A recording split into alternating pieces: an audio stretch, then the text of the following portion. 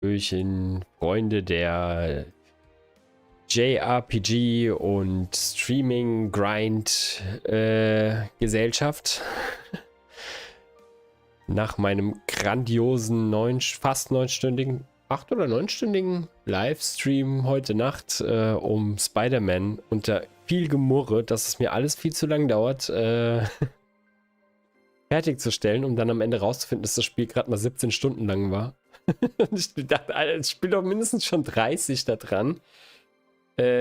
Jetzt heute mal was anderes wieder. Ich hatte es im Laufe der Woche schon mal angespielt. Granblue Fantasy Relink. Da haben wir den Prolog gespielt bis jetzt, sind in so einem Dorf angekommen als letztes. Also das ist das letzte zumindest, woran ich mich noch erinnern kann. Und haben jetzt so erstmal die Aufgabe, uns da zurechtzufinden. Jetzt, wo ich Spider-Man halt einfach aus dem Kopf habe, ist das jetzt auch nicht mehr ganz so dramatisch. Also das heißt, ich kann mich jetzt hier so ein bisschen entspannter. Ich habe jetzt auch erstmal, außer vielleicht, das muss ich mir noch angucken. Also es gibt momentan 2 Überlegungen, da mir sowieso jetzt so viele Leute nicht zugucken, um es genau zu sagen, keiner. Ist auch nicht so schlimm. Dieses Spiel hier ist halt Steam Deck kompatibel und die Frage ist halt, ob man das Spiel hier einfach dann im Steam Deck weiterspielt hin und wieder mal und den kompletten Progress quasi dann nicht hier streamt. Und dafür aber, was mir zumindest für meinen Seelenheil natürlich ein bisschen angenehmer ist, einfach Alan Wake streamt. So, das macht mehr Spaß oder ist ein bisschen, da fühlt man sich besser, sagen wir es mal so rum, wenn man weiß, dass da vielleicht jemand anderes zuguckt.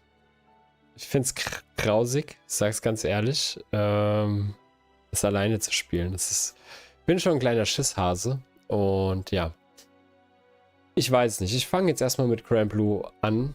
Wir spielen es auch erstmal weiter und ich entscheide mich im Laufe der Woche dafür, ob ich das dann nur hier quasi weiterspiele oder ob ich das dann auch noch auf dem Deck weiterspielen möchte. Ja, nicht wundern, ich habe die Gelbsucht. Nein, Quatsch, aber ich und meine Kamera sind der Meinung, wir können uns gerade nicht auf die Farben einigen. Also ich sehe nicht ganz so gelblich aus. Also ich habe schon einen goldenen Hautton, wie meine Mutter früher immer gesagt hat. Aber sieht auf Monitor. Ich habe hier 2 Monitore, es sieht jedes Mal anders aus. Ich weiß nicht, wie ich die Farben bzw. die Sättigung richtig perfekt einstellen kann. Ohne jetzt hier eine riesen YouTube-Profi-Beleuchtung mir hinzustellen. Auch wenn ich Beleuchtung da habe und auch nicht gerade jetzt wenig. Aber naja, egal. Qualitätsansprüche von mir für mich, die sowieso außer mir wahrscheinlich niemanden interessieren. So, wir starten jetzt hier mal nebenbei gerade noch für mich zum Monitoren den Stream. Und wenn wir in-game sind, gucke ich mal, dass ich den Sound jetzt nochmal einstelle. Ich habe die Tage jetzt nochmal mein Mikrofon ein bisschen anders eingestellt. Und dementsprechend würde ich jetzt gerne schon, müsste ich jetzt hier nochmal nachjustieren so.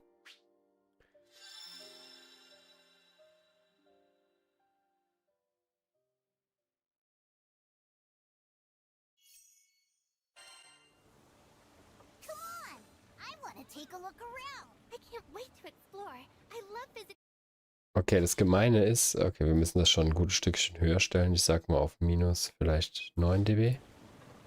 So, so ist doch vielleicht besser. Wir müssen ein bisschen quatschen, labern, dann muss ich mir den Pegel nebenbei angucken.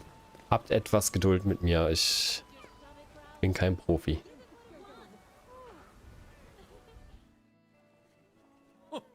I have to say, you're a real lifesaver. Well then, see you next time. It's always a pleasure. Come again.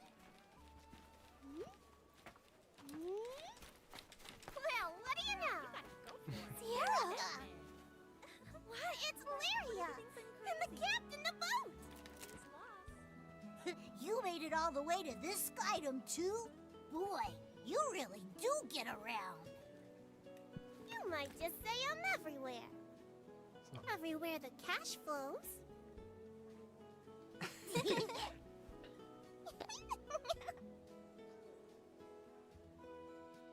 Visit the Knick-Knack Shack for all your travel tasks.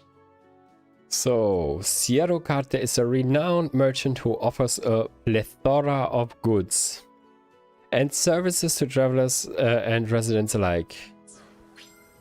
In fact, let's trade with her right now. Okay, wir können Treasure traden. Looks like you have enough Raphael coins to trade for Fortitude Shards.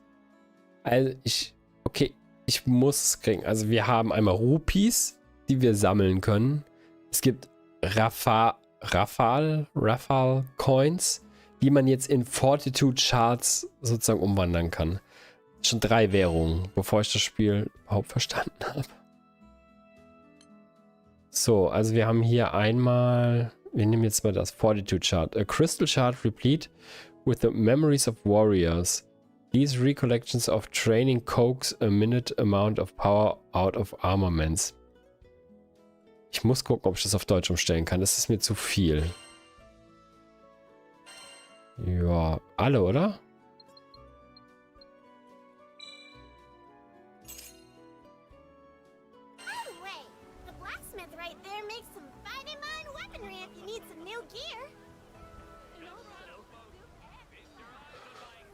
Okay. Ah, you must be the ones Shiro mentioned. Let me take a peek at your gear. Okay, also wir haben hier noch einen Schmied. Natürlich.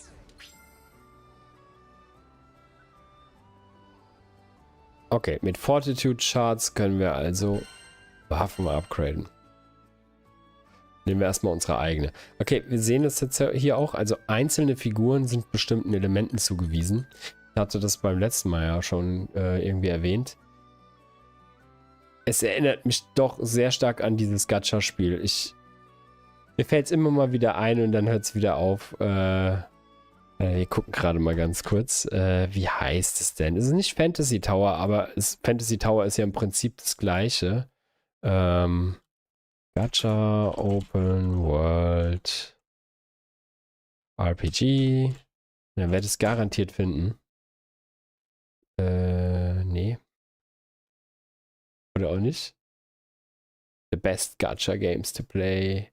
Tower of Fantasy. Genshin Impact. Es erinnert mich brutal stark an Genshin Impact. Und das ist nicht nur der Artstil, sondern auch so ein bisschen das ganze Menü und so. Das erinnert mich alles an Genshin Impact. It is what it is. Ich kann nichts dafür. So, das Traveler Sword können wir jetzt also upgraden. Gucken mal, ob wir irgendwo was checken. Select the number of shards you want to... Okay. Okay, ich habe jetzt 5 Stück zum Beispiel. So, und wahrscheinlich je nachdem, wie viel ich reinballer. Wir ballern jetzt einfach mal alle rein. Ja, wir sagen, okay, alle rein. Enhance. Wir stufen das Ding auf Level 6 hoch. HP und Attack. Bedeutet das, dass wir quasi unseren Charakter mit unserer Waffe leveln? Also, dass unsere Stats wie HP und Angriffsstärke grundsätzlich gesehen an der Waffe hängen?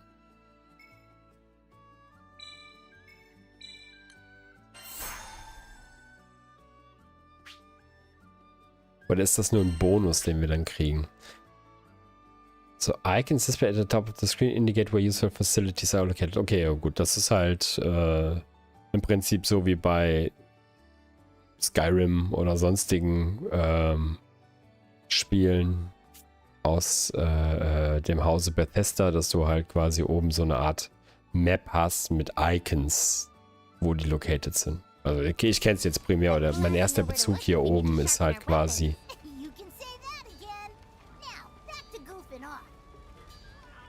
Genau, also wir werden mal ganz kurz im Systemmenü gucken, ob wir zumindest die geschriebene Sprache und so auf Deutsch umstellen können. Ich bin jetzt nicht unbedingt darauf angewiesen normal, aber also geschriebene, wir können es hier nicht ändern. Okay, wir probieren es trotzdem mal, ob wir es vielleicht...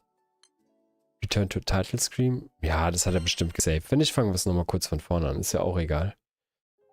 Aber dass wir wenigstens die geschriebene Sprache auf Deutsch machen, weil es hilft bei so Fantasy-Spielen schon, das auf Deutsch zu haben, wenn man da jetzt nicht in dem, gerade hier, wo für jedes Wort, was du normalerweise benutzt, ein anderes Wort benutzt wird. Sage ich ganz ehrlich, das ist Text Language. Guck mal, da können wir Deutsch machen. Voice Language haben wir eh nicht mehr als Japanese und Englisch. Wir können natürlich Japanese machen, ne? Ist auch nicht schlecht. Aber da, ich glaube, viel weniger Leute, viel weniger Japanisch als Englisch verstehen. Obwohl ich mir schon angehört habe, dass ja angeblich die englische Übersetzung nicht so gut sein soll. Was mir nicht auffällt, wenn ich kein Japanisch kann. Ah, guck mal, okay. Das heißt, wir spielen es jetzt mit deutschen Texten. Ich glaube, mit deutschen Texten ist es zumindest für mich jetzt erstmal verständlicher. Weil diese ganze Fantasiesprache ist nicht so meins. Aber immerhin hat es eine deutsche Vertextung.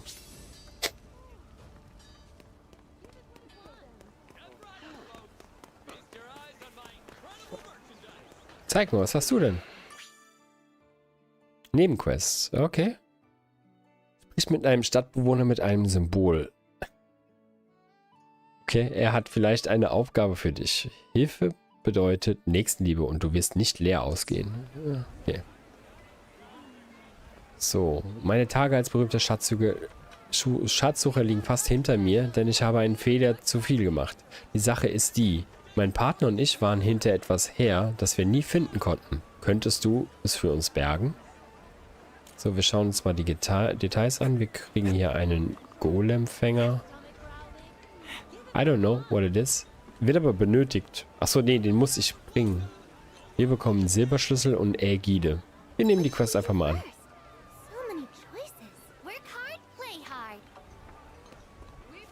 Es sind aber wirklich richtig viele. Aber wir gehen nochmal zu ihm.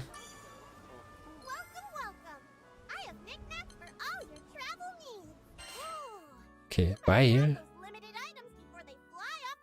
wir haben ja keine Rafal-Münzen mehr. Du hast nicht genug Gegenstände. Achso, ich will ja auch nichts kaufen. Habe ich das... Vielleicht habe ich das...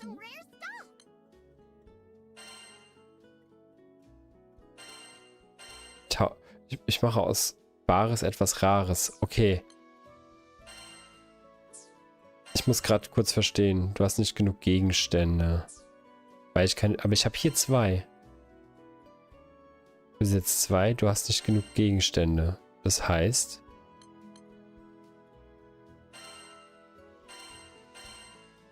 Du hast nicht genug Gegenstände. 2 von diesen Windsplittern.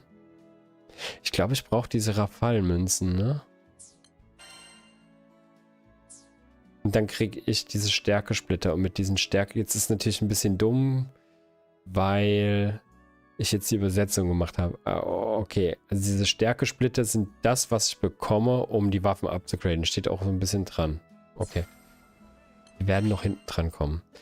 So, benutze die Crew-Mitgliedskarten, um neue Gruppenmitglieder freizuschalten, die dich auf deiner Reise begleiten. Je mehr, desto besser. Okay, das heißt, ich kann mir immer so ein Team mit bestimmten, wahrscheinlich mit bestimmten Elementen und Fähigkeiten aussuchen, die dann je nachdem, gegen was wir kämpfen, vielleicht besser sind. Kann ich die bestimmt auch live dann wechseln am Ende. Ja, also hier haben wir noch Charlotta.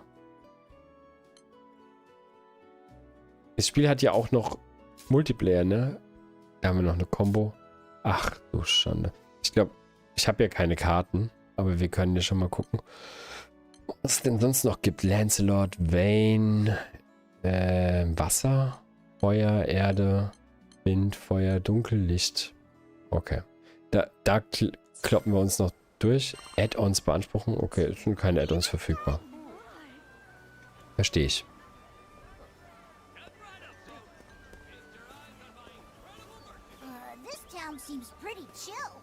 So, sprich mit Catalina, sprich mit Rackham. Eugen's already making connections with the locals. Methods aside. Jetzt habe ich nicht aussprechen lassen, wie unhöflich ich bin. Enjoying yourself? Oh, brother. At least one of us is, that's for sure. Come here. Let you in on a tip I heard. Word is there's a village that runs a mining operation on a nearby island. It's got an altar dedicated to, get this. So, wir können jetzt hier schon direkt, das sollten wir uns anschauen, also mit Altar, Urgott halt Urgottheiten werden an Altären verehrt und deren Böden werden in Sega Grande als heilig erachtet. Pilgerfahrten zu diesen Orten sind fixer Bestandteil der örtlichen Kultur, da man glaubt, dass diese Reisen Glück bringen. Okay. Dann haben wir hier noch die Urgottheit. Also, muss ich das anklicken? Nee. So, die Urgottheit. Diese mächtigen Wesen sind Schutzgötter für die Inseln von Sega Grande. Für die Avia-Reisenden sind sie Gegenstand der Verehrung und während der Einfluss dieses Glauben wächst, nimmt auch die Verehrung der Urgottheiten zu.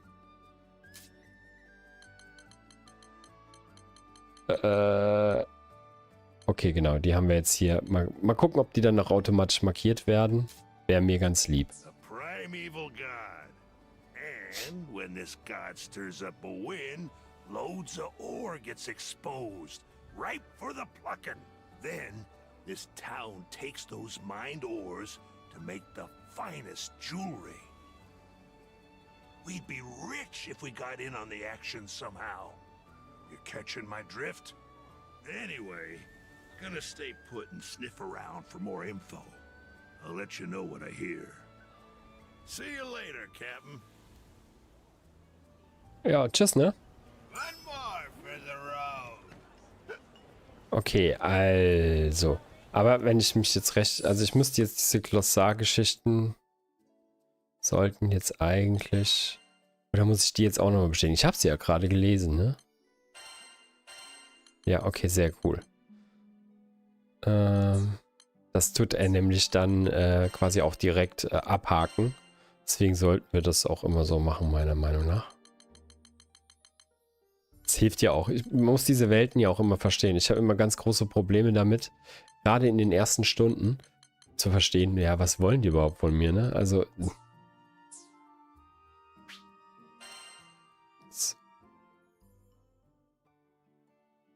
Ja, wir haben Nebenquests, so, die haben wir angenommen.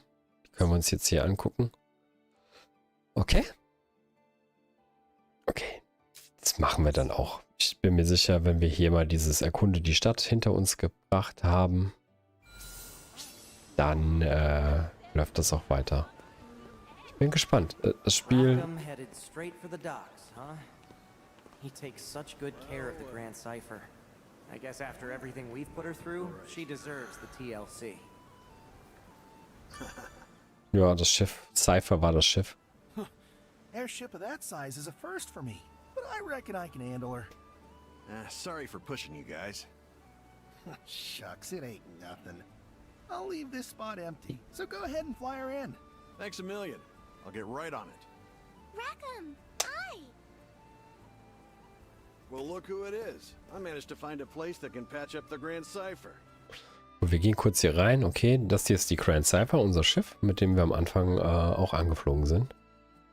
Dieses mittelgroße Luftschiff ist wie ein zweites Zuhause für die Crew von Gran. Auch wenn sie in ihrer Bauart anderen Schiffen sehr ähnelt, so scheint die Grand Cipher doch eine geheimnisvolle Macht zu besitzen und manchmal auf die Gedanken ihrer Passagiere zu reagieren. Mit ihrem Steuermann Rackham verbindet sie eine lange Geschichte. Just got done haggling with him. I'm sorry the ship got hurt. That was my fault. Das stimmt. Achso, ja, brauchen wir nicht nochmal öffnen. Whoa, whoa, what are you talking about? You had nothing to do with it. But Look, it was a random accident. No one could have known our dragon friend would go all crazy.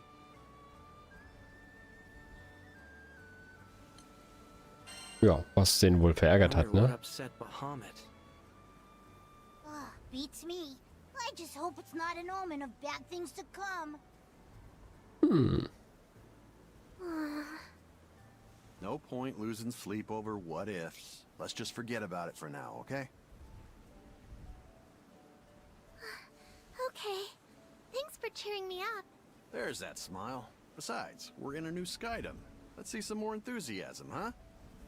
Anyway, I'd better go move the Grand Cipher before anything happens to her. Go have fun. I got the ship covered.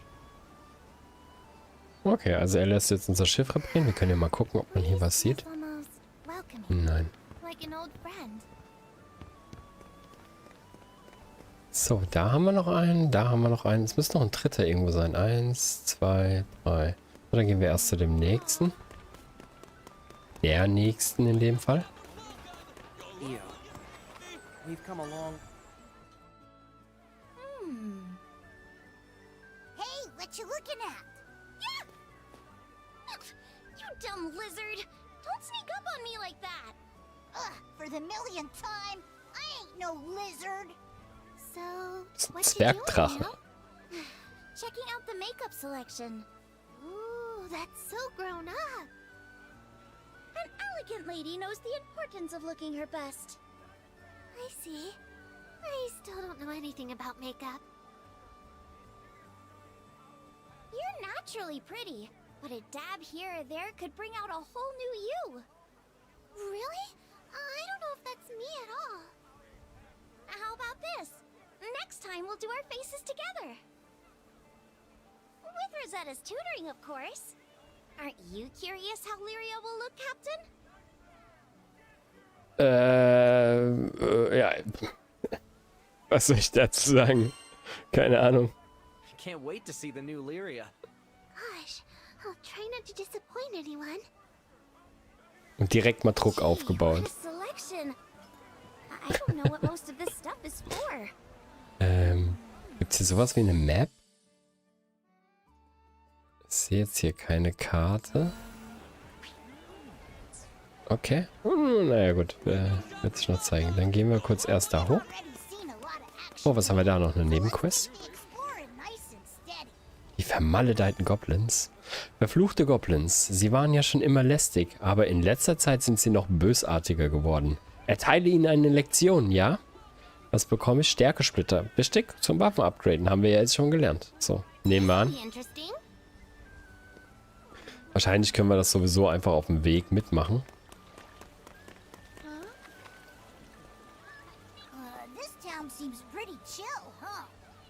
Wer will hier wem? Ah, das ist auch noch eine Nebenquest. Hey, magst du Krabben? Wenn du Kleinanzeigen findest, kann ich sie haben. Sie sind selten und ich will sie als Haustier. Kleinanzeigen. Das klingt jetzt erstmal nach einem Übersetzungsfehler. Ach nein. Oh. Oder vielleicht kann ich auch einfach nicht lesen. Kleinzangen. Das ergibt schon mehr Sinn. Dieser Junge rettet seltene Wesen namens Kleinzangen. Falls du welche findest, solltest du sie ihm geben. Okay. Ich kann gerade mal schauen. Das wird bestimmt ein Glossareintrag sein, oder? Nee. Haben wir da keinen Glossareintrag für? Kleinzangen? Lebewesen? Müssen wir wahrscheinlich erstmal finden, ne? Feldnotizen, Gegner. Ja, okay, gut. Dann, später. Normal, wenn halt Text gelb markiert ist, hier bedeutet das, dass es so einen Glossareintrag dafür gibt. Ah, falsche Richtung. Wir wollten da hoch. What's Rosetta doing? Die Rosetta. Better not to ask. Hi, Rosetta. Nice of you to drop by, Lyria. Come to see my part of town? Actually, I wanted to ask you how I could help the crew. Is that so? Well, I'd say there's no need to stress out about it. But I want to be useful and do my share. Oh dear. I think you might be overthinking this. Still, isn't there something I can do? Kannst mit mir kommen. Let's see. Guidebooks are pretty useful. Ever thought about writing one? Write my own guidebook? Just jot down the fun things you've seen and done. Whatever you want to share with us. Better than complaining all the time. That's like the opposite of being helpful. You're right. Okay, I'll write the best guidebook ever. Natürlich. I can't wait to read it. Such a refreshing breeze. Da ist eine Kiste. Kann ich die öffnen? Ich brauche einen Silberschlüssel. Ich glaube, da kriege ich einen, wenn ich eine Nebenquest hier mache. Ich meine, ne? Entschuldigung, wenn ich jetzt immer mal so ein bisschen reinspringe, aber ich muss es ja verstehen. Da kriege ich einen Silberschlüssel für, wenn ich diese Golems verkloppe. Nee, Quatsch. Wenn ich diesen Golem-Finger gefunden habe. So. Okay. Gut, dann jetzt zum letzten. Nämlich zu Catalina, zu der letzten.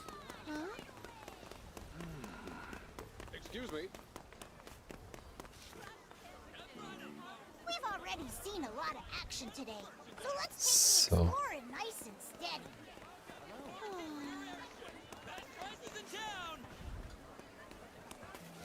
Ist hier noch irgendwas, was wir entdecken können, außer, da brauchen wir auch wieder einen Silberschlüssel für, ne? Okay.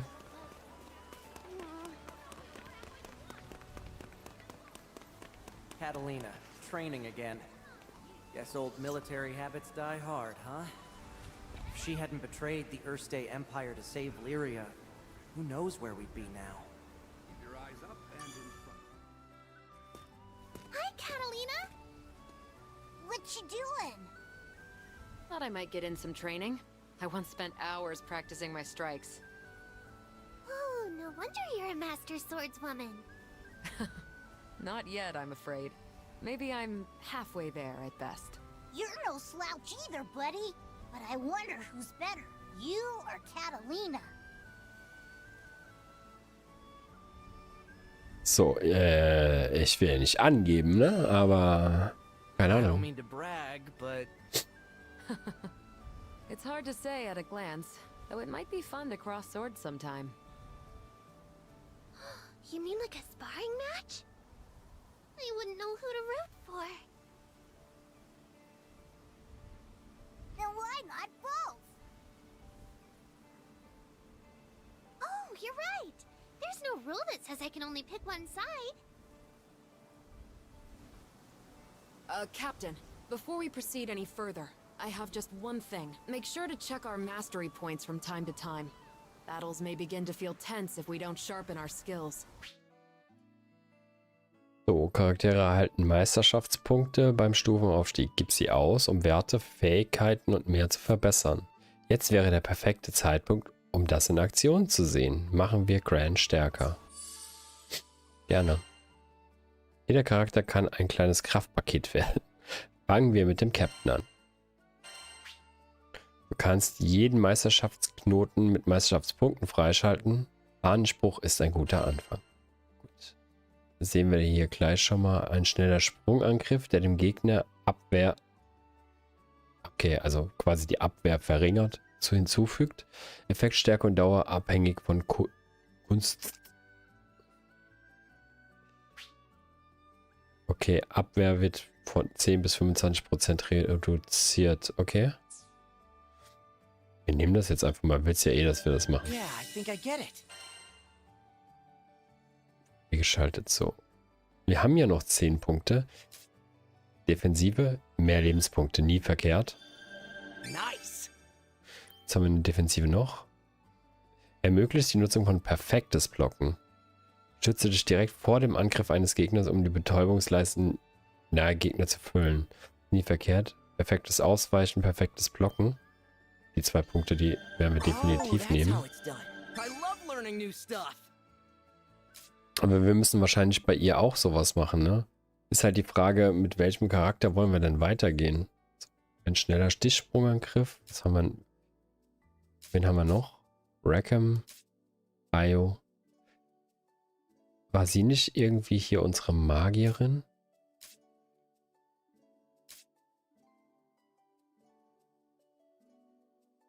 Oh, das ist bitter, ne? Jetzt muss ich mich auch noch entscheiden. Ich wäre jetzt einfach mal so frech und will jetzt einfach mal nur Gran upgraden. Weil es kann. So, drücke sofort nach dem Springen X, um kleine Gegner hochzuschleudern, mit einer Combo in der Luft anzugreifen. Das kann man sich nicht angucken, ne? Genau, egal. Was haben wir hier noch? Kritische Treffer, Betäubungsgrad, Hahnspruch.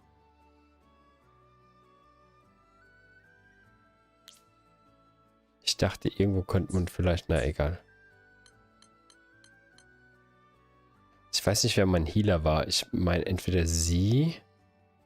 Ich will gerade mal gucken, was ist das? Einfrieren. Feuer. Okay, die ist Licht. Okay, ich wollte gerade sagen. Okay. Catalina war es nicht. Rosetta ist eher dunkel. Okay. Ja, keine Ahnung. Sie ist ja eher so ein bisschen der Tank, ne, wenn ich das richtig gesehen habe. Genau. Aber da bräuchte ich 6 Punkte, um sie dahin zu bewegen. Aber wir geben dem Tank jetzt einfach auch mal mehr. Den einen Punkt sparen wir uns. I mustn't fall behind our captain after all. If Okay. you're done looking around, we can start heading to the meetup spot a little early. Okay.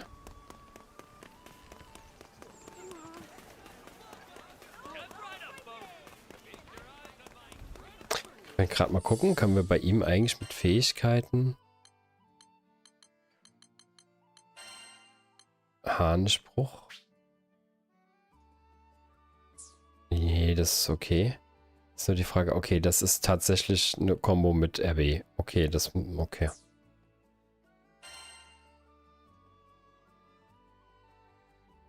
Ich würde gerne diese Kombos mal sehen.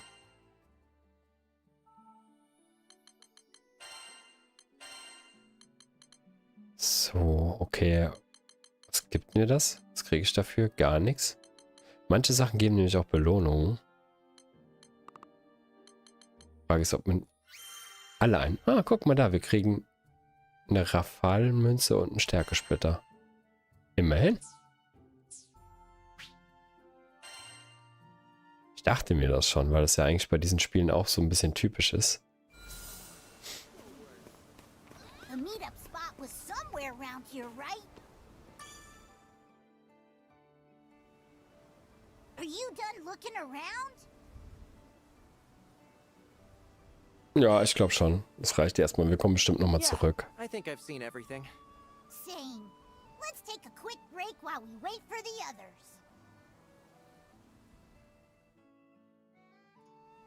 Look, it's the Grand Cipher. Oh yeah, Rackham did say he'd bring her in for repairs. Can I tell you something? I heard what you did when I was falling off the ship. I felt so happy knowing you sprang to my rescue.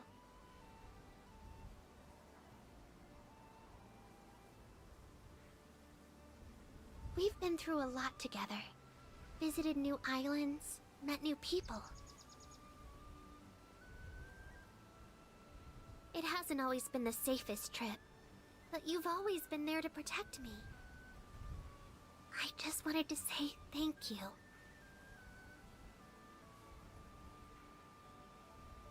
And since our lives are intertwined, let's make the most of our journey together.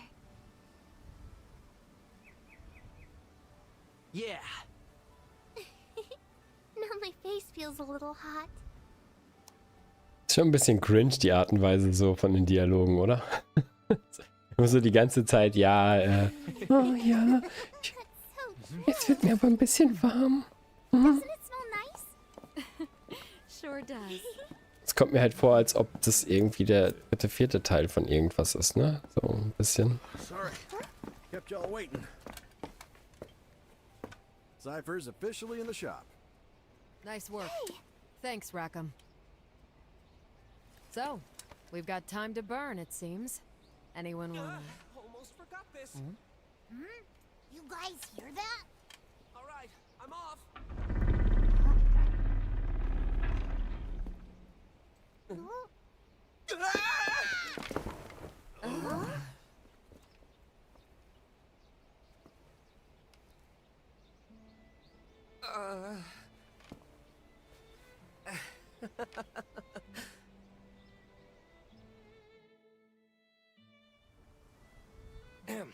Pardon my rudeness. I don't do well with lizards.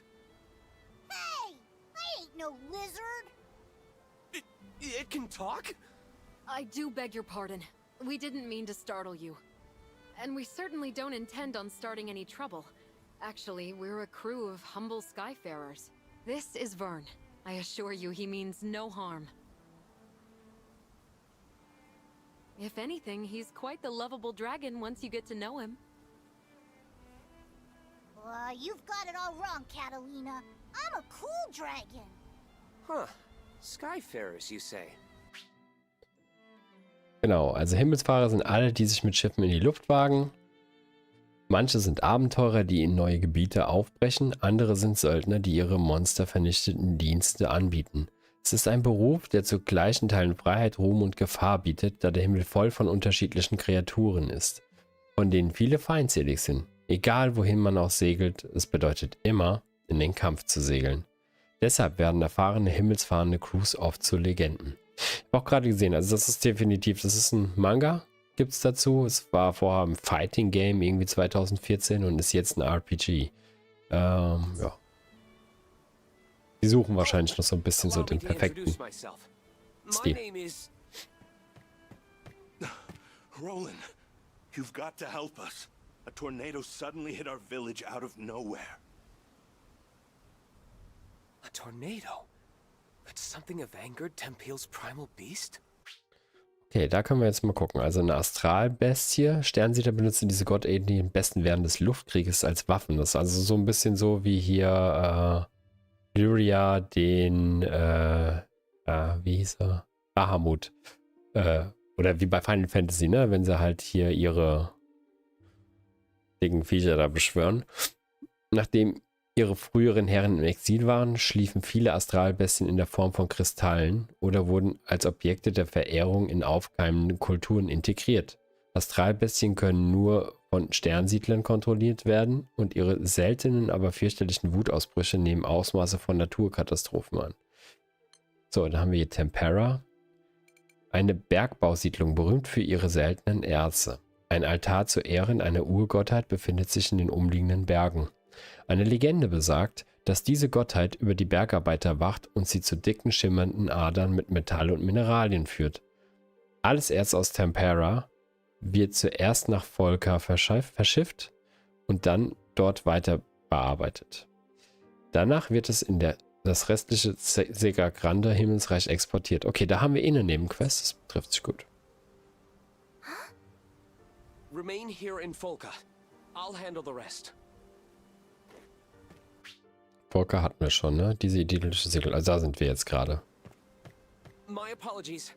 It seems I'm needed elsewhere, so I'm afraid this is farewell for now. Hey, wait! He sure ran off in a hurry. And I heard him say primal beast. We should follow him.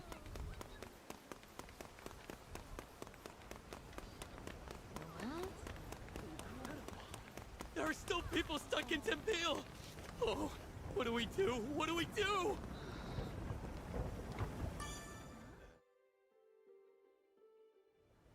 So the altar suddenly lit up, you know? And the wind was like a whoosh! And that primeval god is not happy. Slow down, take a few deep breaths, and tell me exactly what happened.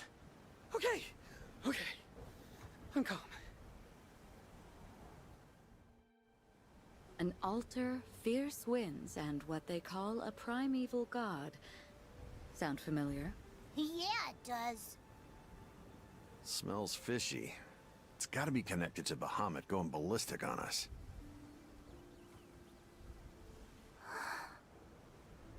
That guy with glasses knows something we don't. Wanna see if we can tag along? He could lead us to a clue. What do you think, Captain?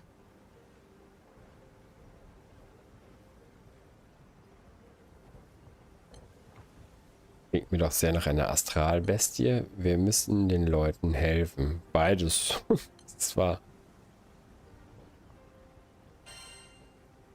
Sounds an awful lot like a primal beast to me. Yep, which means there's only one way to handle this. Wir müssen es boxen. Right then. I know what I have to do. Time to get moving. Excuse me? Ah, hello again. The situation is a bit out of hand, as you can see. If you need something from me, can it wait? I must leave town for a spell. Then I'll cut to the chase. Allow us to join you. Say that again? It seems you're in a predicament. Depending on the situation, we could be of help. I appreciate the offer, I really do, but You mentioned a primal beast, right? If that's the problem, we want to lend a hand. We hit our own snag as soon as we arrived in this skydom. Bet you a round of drinks whatever you're facing has to do with us, too.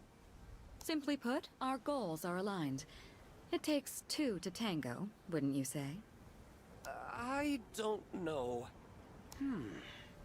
Though, more hands would certainly be welcome. Very well. I won't look a gift horse in the mouth. Yay! Anything can happen out there. You should get organized before we head out. All right. So who are we calling to the front line?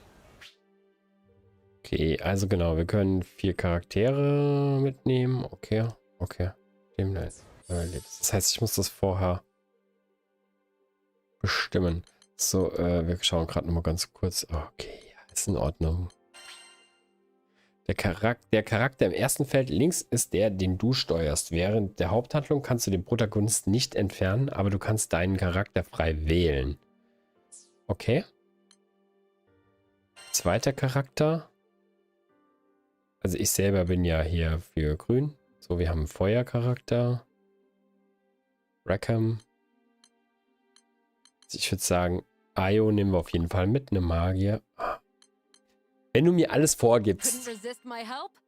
Catalina hat sich der Gruppe angeschlossen. Du kannst jetzt die anderen Gruppenmitglieder auswechseln. Der Captain muss jedoch während der Hauptstory immer in der Gruppe sein. Okay, also ich will Ayo dabei haben.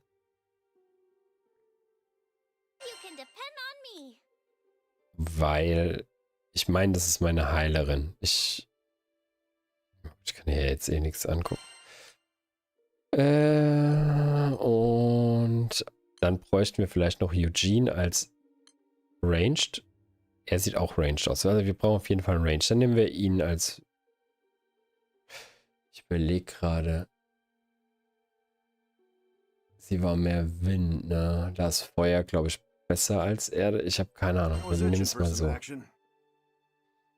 Wir probieren das einfach.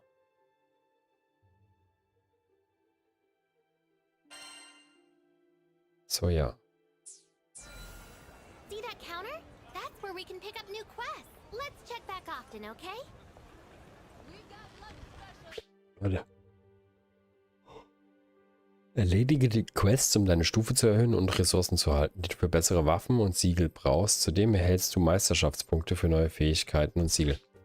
Ja, erfahre mehr über einen Charakter, indem du seine Schicksalsepisoden abspielst. Schicksalsepisoden werden über den Questschalter aufgerufen. Okay, ja, warum nicht? You said that dude's gonna need serious help fixing the tornado problem. Oh, are you a Skyfarer, perchance? If you're looking for coin, I can help you find jobs from all over the Skydom. So, would you be interested in taking a quest or two? Or, maybe more? So, am Questschalter kannst du Quests erledigen und Schicksalsepisoden ansehen. Erledigst du diese Aufgaben, erhältst du verschiedene Belohnungen. Um Quests mit anderen Spielern spielen zu können, kannst du eine Online-Session erstellen oder nach Online-Sessions suchen. Machen jetzt wahrscheinlich erstmal eine normale. Schicksalsepisoden sind spezifische charakterbezogene Geschichten. Je weiter das Spiel fortschreitet und je höher die Charaktere aufsteigen, desto mehr Episoden werden freigeschaltet. Wenn wir das mal anschauen, weil wir tun uns mal seine Schicksalsepisode angucken, okay? Den Prolog. Jawohl.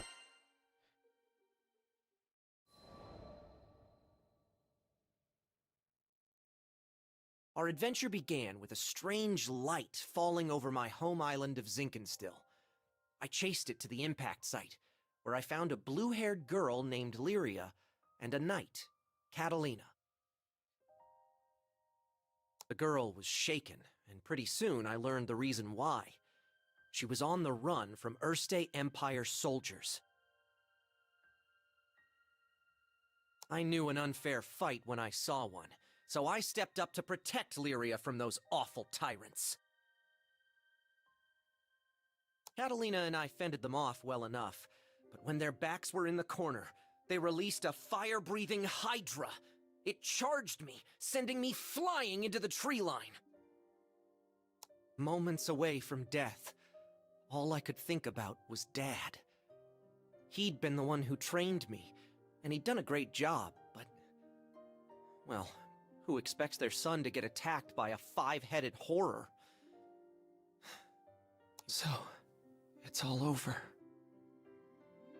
Just as I began to sink into darkness, a gentle light enveloped my body.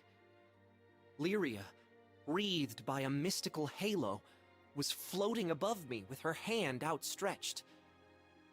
She explained that she was going to merge our life forces. Fortunately, it worked. From that moment forward, Lyria and I would be inextricably linked. Looking into her blue eyes, I knew I had nothing to fear, not even death itself. 2 people, 1 life, a greater whole. Lyria had taken a huge risk to save me. Now, if one of us got hit with a fatal blow, it was curtains for both. And that thought awakened in me a desperate hunger for survival, for life. The next moment, Lyria and I felt this reverberation of power. The torrent of emotion rushing from me had awakened something. Darkness and flame swirled around us, coalescing into a massive dragon, Bahamut. With him on our side, we made short work of the Imperial Hydra. Now that their trump card had been blasted into oblivion, the Imperial Army had no choice but to run. Sometimes I wonder what would have happened if I hadn't chased that light. No Lyria, no lifelink, no adventure. Man, I probably wouldn't even have set foot off of Zinkenstill. Fate's a funny thing, isn't it? Since meeting Lyria, we've seen our fair share of joy and happiness, and pain and suffering. But the Grand Cypher crew doesn't buckle under pressure. We'll take on anything the journey throws at us. No regrets.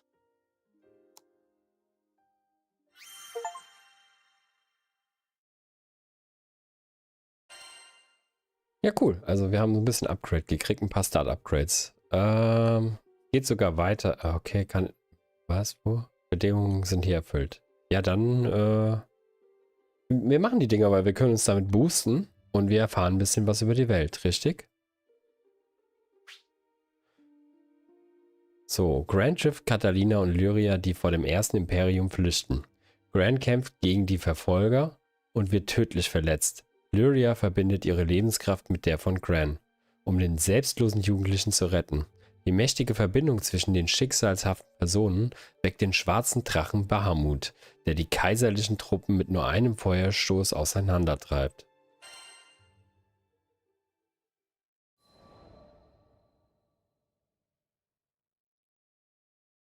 Now where was I? Oh, right. We just humiliated the Empire, who probably had reserves waiting somewhere close by. We realized we needed to get off Zinkenstill. Fast. The Empire was not going to rest while Lyria was on the loose, and I figured that since we shared a life force now and all, it was in everyone's best interests if we stayed together. Plus, I'd always wanted to explore the far reaches of the skies, though doing it on the run, not what I had in mind. There was so much to think about, so much to decide. But all those plans could come after we had escaped Zinkenstill. I didn't want a whole army, this time with, I don't know, 30 Hydras marching on my home island. And, well, I had another, more personal reason for wanting to leave. Before I knew it, our journey was at an end. The end. As in, we'd reached the end of the skies. My son, I'm waiting for you on Estalucia. I thought about Dad's letter. I missed him. When I was young, he would take me to the edge of the island, and we'd sit there, admiring the clouds. I wanted so badly to explore those skies, just like Dad. I had to see him again. And now, I wouldn't have to make that journey alone. With Vern, Lyria, and Catalina at my side, we commandeered a small Imperial craft and set out for the greatest of destinations, Estalucia.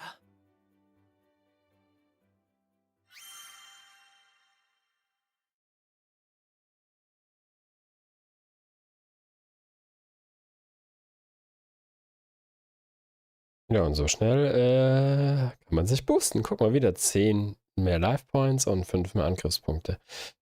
So. Meine Idee wäre jetzt, wir nehmen jetzt einfach mal... Ach du Schande, wir können das ja... Wie weit müssen wir da durch? Okay, also das da ist auch noch... Können wir uns auch noch anhören. Gut. Wir boosten das hoch. Ich werde das jetzt auch durchziehen für alle Charaktere, mit denen ich jetzt in den Kampf ziehe. Und so muss ja eh gemacht werden. Also von daher kann man das ja am Stück machen. Weiter geht's. Gran zieht in den Himmel hinaus, hoffend die kaiserliche Kontrolle von Sinkenstill abzuziehen. Eigentlich möchte Gran nach Estalucia, Insel der Sternensiedler, wo der Vater von Gran versprochen hat zu warten. Schließlich ist der Traum von... Habe ich noch alles an? Ja. Der Traum von Gran, den weiten Himmel zu erforschen, wahr geworden.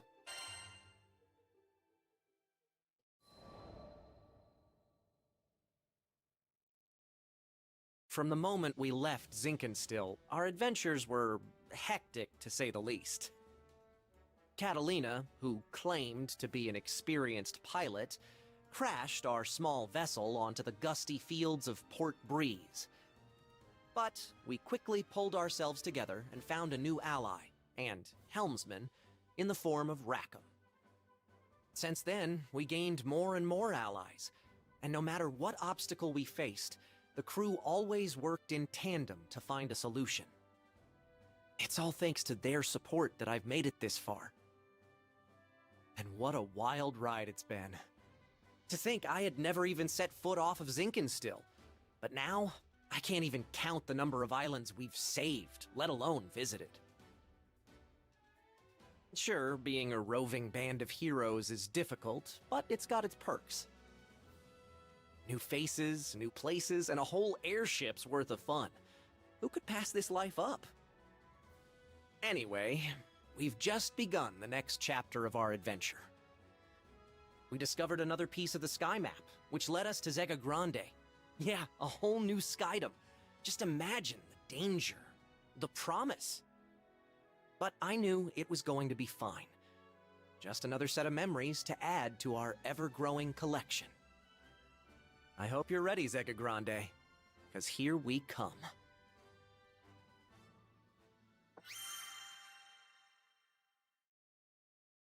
Okay.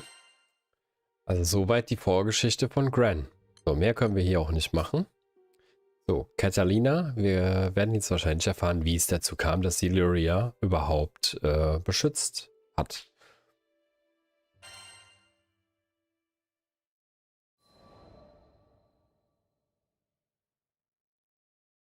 You think you know the sky and wind, but then you come to a foreign land, where unfamiliar songs on the air beckon you toward the unknown. Catalina, where do you think this breeze is coming from? The wind rustled Lyria's hair affectionately as she spoke. From somewhere far, far away. Much time has passed since Lyria and I escaped from the Erste Empire and met the captain in the woods of Zinkenstill. I found myself thankful that the sky has no limit, because no matter how many journeys I've made at her side, there will always be more to look forward to.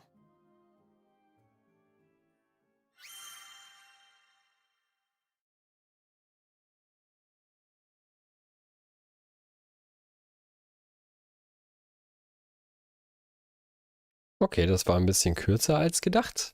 So.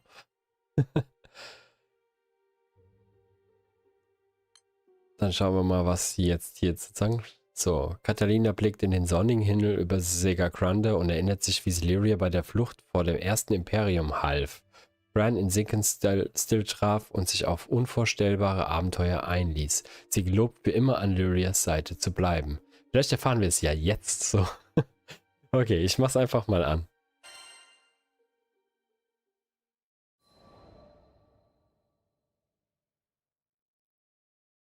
Lyria and I first crossed paths when I was still a knight of Erste, and she a tool in the Empire's mad experiments on dark essence. So you're Lyria. I was appointed to stay by her side as both captor and guardian. She reminded me of a beautifully crafted puppet, never moving or speaking unless commanded. Her expression was fixed, and her eyes were bright, but cold, as if made of glass. Moved to pity, I wanted at the very least to light a smile on her face. But I may as well have been talking to a doll. I couldn't find the part of her that was alive.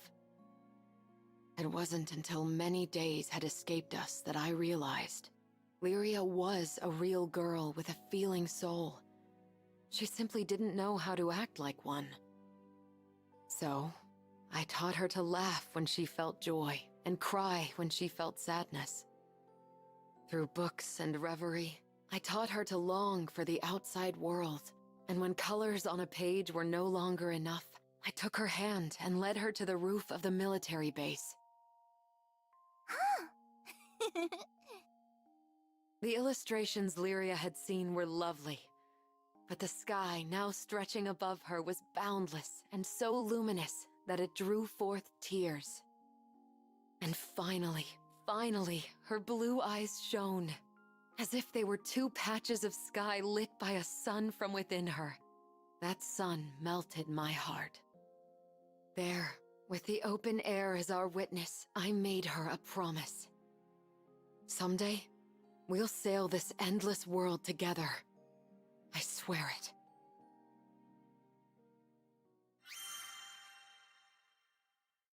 Ja, also Lyria war ein Experiment. Und sie war die Wächterin, Leibwächterin quasi. Okay, cool. Ich vermute, Lyria wird so ein bisschen das Zentrum der ganzen Story sein. Ne? So, die wird bestimmt super mega mächtig werden am Ende. Oder ist es vielleicht schon, man weiß es ja jetzt nicht so. Wie gesagt, erstes Spiel, mein erster Kontakt überhaupt mit dieser Granblue Serie, Manga, mit dem ganzen Universum. Ne? Von daher ist auch gar nicht mal so verkehrt, jetzt mal diese Schicksalsepisoden hier mal sich anzuhören. Als Catalina Lyria zum ersten Mal traf, war das stoische Mädchen mehr Puppe als Mensch. Ja, okay, ich wiederhole das jetzt nicht, wir haben es ja gerade gehört. Also das ist dann immer die Zusammenfassung.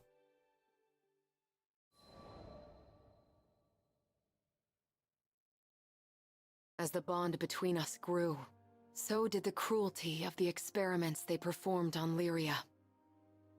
Lyria doesn't belong here. No living creature does. The shining empire I served now became to me a place clouded by doubt. Day after day, a battle raged within me, between the knight loyal to her flag and the guardian who wanted to set a sad girl free. Then, one day, a memory of Lyria's response on the roof broke through like a clear ray of light. Really? You'll show me this endless world? I had made a vow. There was no more question where my allegiance lay. I took her hand once again, this time not to simply gaze at the sky, but to leap into it. And I did it for myself as much as I did it for her.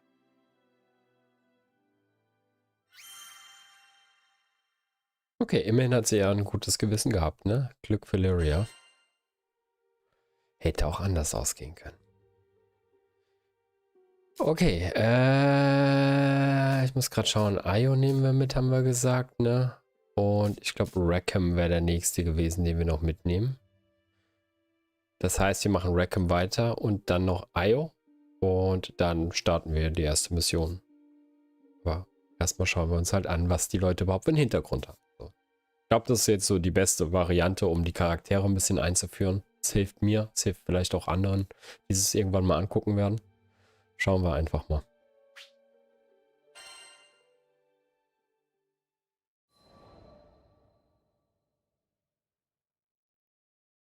Piloting an airship ain't easy work, but whether it's plotting a windward course or conducting some routine maintenance, you can always count on experience and intuition. just a little further! Finally, the Grand Cipher broke through the nebulous shadows and turbulent winds of the Grim Basin, and to greet us on the other end was our reward, the brilliant clear blue. It was a panoramic azure, dappled by silver-white clouds and gleaming from the light of a new day. Always an exhilarating sight to behold. And judging by the cries of celebration starting to spread across the deck, I took it my crewmates would agree. Damn, who'd have ever thought a young dreamer from Port Breeze would make it all the way out to these skies? The Grand Cipher and I, we'd gone through thick and thin together. It's a long story, but it all started on that fateful day I met the captain. I haven't looked back since. Right then, landing maintenance.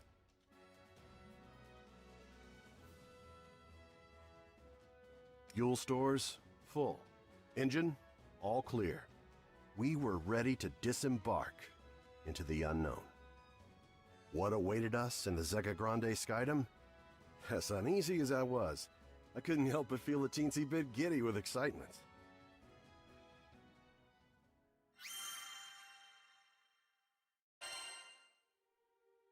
Okay, das ist also erstmal so die Einführung unseres Captains oder beziehungsweise unseres Navigators der Grand Cipher. Schauen wir mal, was er uns sonst noch so zu erzählen hat an der Stelle.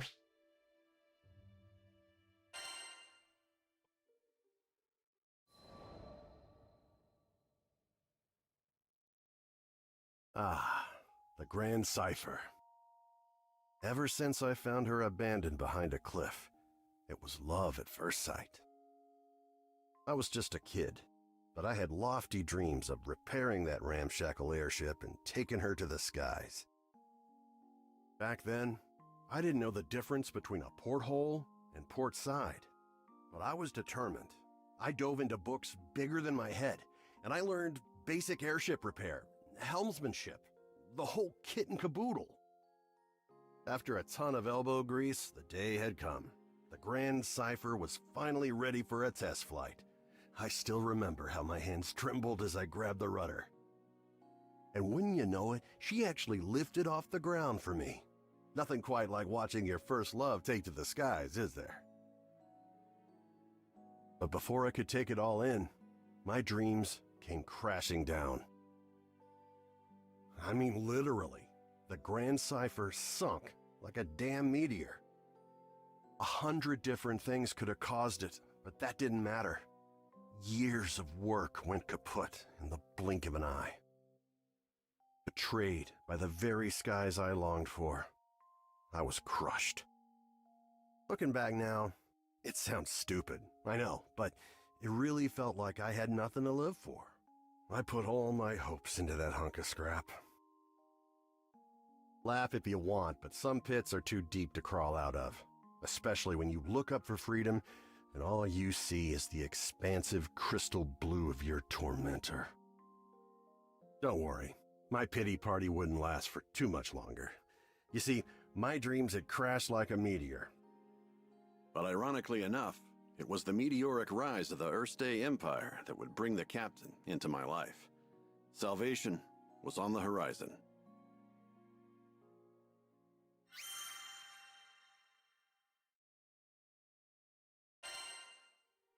So, da bin ich mal gespannt, wie dann am Ende die Grand Cipher wieder in die Lüfte erhoben ist. Oder kann man aus der, ja, man kann sinken, ne? Ich würde es abstürzen nennen, aber sie nennen es sinken. Okay, das kann man so sagen. Genau. Genau. So, wie hat er es geschafft? Schauen wir uns das einfach auch gerade noch an.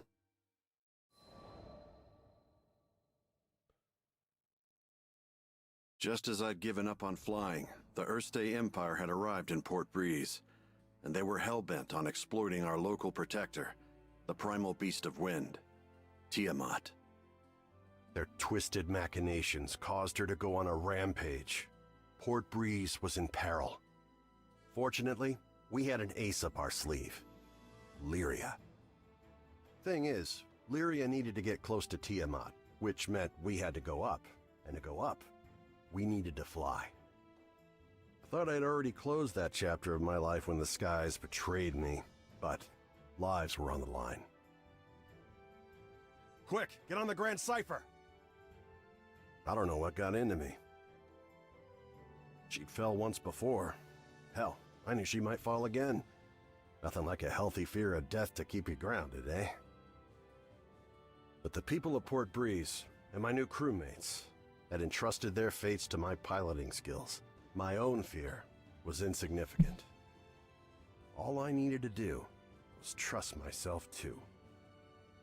It's a damn shame it took me this long. But I'm back now, and ready to face the skies if you'll have me. As the Grand Cipher's engine purred to life, I knew I would no longer be encumbered by fear. I gripped the mast with pride as I set our course directly above, to the rampaging Tiamat. Lyria quelled the primal beast, and catastrophe had been averted. Not to mention, I could finally dream again. Ever since that day, I've been the helmsman for the Grand Cipher and its crew.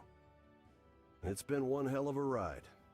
I've since formed a pact with good old Tiamat and made amends with the shipwright Primal who built the Grand Cipher, Noah. So, Zeka Grande Skydom might be uncharted territory, but my role remains the same, to see our crew arrive safely, no matter the destination. And that includes Estalucia. Some folks might call reaching the end of the skies an impossible dream, but I ain't too worried. With the Grand Cipher as our wings, anything's possible.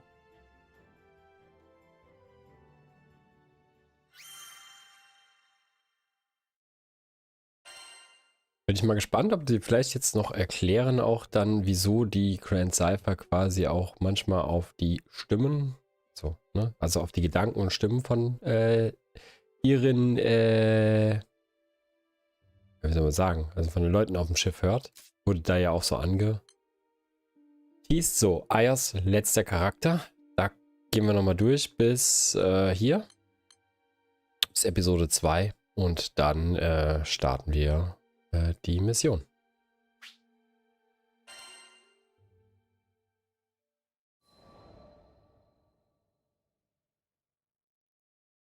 If I hadn't met Master Zaka on that fateful day, if he hadn't saved me, there's no way I'd be where I am now. I'm from the Vaults Duchy, where the weather's sweltering all year long, thanks to a river of lava that flows through the island. My hometown might not have been the most scenic place, but as long as I had Master Zaka with me, I was happy. After traveling for so long, I can finally say that with pride. Before I left on my journey, I was completely clueless. When my master went missing, I just ran around like a chicken with its head cut off. I was looking for something, anything that would help me find him, and that's when I met the crew. The reason behind his disappearance turned out to be even worse than I could have imagined. The Earthstate Empire had driven him out of his mind. They had manipulated him into awakening the primal beast that had lain dormant beneath the ground, Colossus. Fortunately, I was able to break through to him, thwarting the Empire's attempt to exploit Colossus's powers for conquest. I learned that they were doing all sorts of horrible things, even to their own people, in order to achieve their goals. My master was a kind person who never hesitated to help those in need. I resented the Empire for making him suffer. And I couldn't just sit around when there was work to be done. That's why I decided to join the crew. To stick it to those Empire jerks and give their victims something to smile about.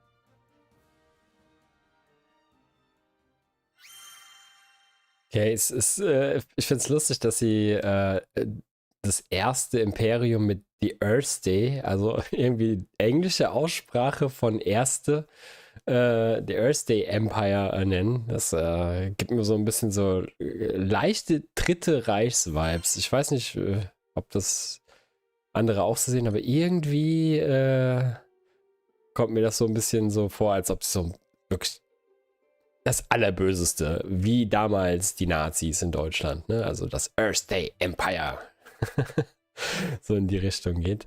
Sehr interessant. Wie über die Aussprache kann man das einfach so ein bisschen herleiten. Aber gut, so viel dazu. Gucken wir mal, wie es weitergeht.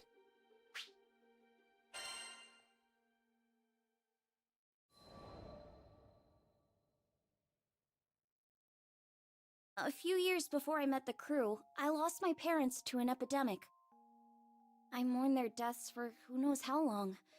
I could barely even bring myself to face reality each morning. With no living relatives in vaults, I was like a ship adrift at sea. I had nowhere to go and nowhere to belong. Until one day, my master reached out his hand to me. I was so depressed I just kept staring at the ground. But that gentle smile never left his face as he asked me, "Why do you look so sad?" There was something in his voice that made me look up. When I did, a beautiful bouquet of flowers appeared in his hands, seemingly out of thin air. I had no idea how he'd done it, but I knew it must have been some kind of parlor trick. But he insisted it was magic. What a goofball, right? Saying that when he can use real magic. But it was just the magic I needed at that moment. Beautiful and kind. He went on to show me all kinds of incredible spells, the likes of which I'd never seen before. Watching him made me smile at a time when I thought I'd forgotten how. My master would always say that magic exists to make people happy. Something about that spoke to me. It made me want to become a mage just like him. So I signed myself up as his disciple, begging him to teach me magic. I'll never forget how happy I was when he told me I had talent. After all, if he was right, that meant I had the potential to make people smile too. Ja, das wäre jetzt nämlich meine erste Frage gewesen. Kann da jeder Magie erlernen oder muss man da affin für sein? Und scheinbar muss man dafür affin sein. Okay. Also es ist schon sehr, sehr nah an Final Fantasy, muss ich wirklich sagen. Sehr, sehr, sehr, sehr nah von. Auch mit den ganzen Bahamuts und Tiamats und so, ne? Also mit diesen Urgestalten. In der Zeit, in der gerade Palworld des Plagiats angekreidet wird und beschuldigt wird. Hier mal ein Beispiel, das ist halt echt überall so, ne? Also, aber das hier ist schon frappierend ähnlich, muss man schon ganz ehrlich sagen.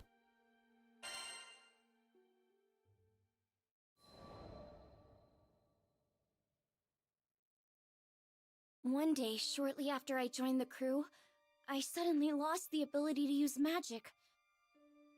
No matter how many times I tried casting a spell, nothing happened. I had no clue what to do. The rest of the crew thought Master Zaka might have the answers I needed, so we set sail for vaults. It'd been forever since I'd been back home. My master was thrilled to see how much I'd grown. I opened my mouth to ask him about my problem, but when I saw how happy he looked, I just couldn't bring myself to do it. I'd promised him that I'd come back as a great mage, but there I was, unable to cast even a single spell. The last thing I wanted was for him to be disappointed in me. Around that time, an epidemic returned to vaults, the same disease that had claimed the lives of my parents. Wanting to keep it from spreading any further, my master headed to the clinic to speak with the people who'd been infected. But he ended up getting sick too. The source of the epidemic turned out to be an evil spirit that revealed itself to us right there in the clinic. I immediately confronted it.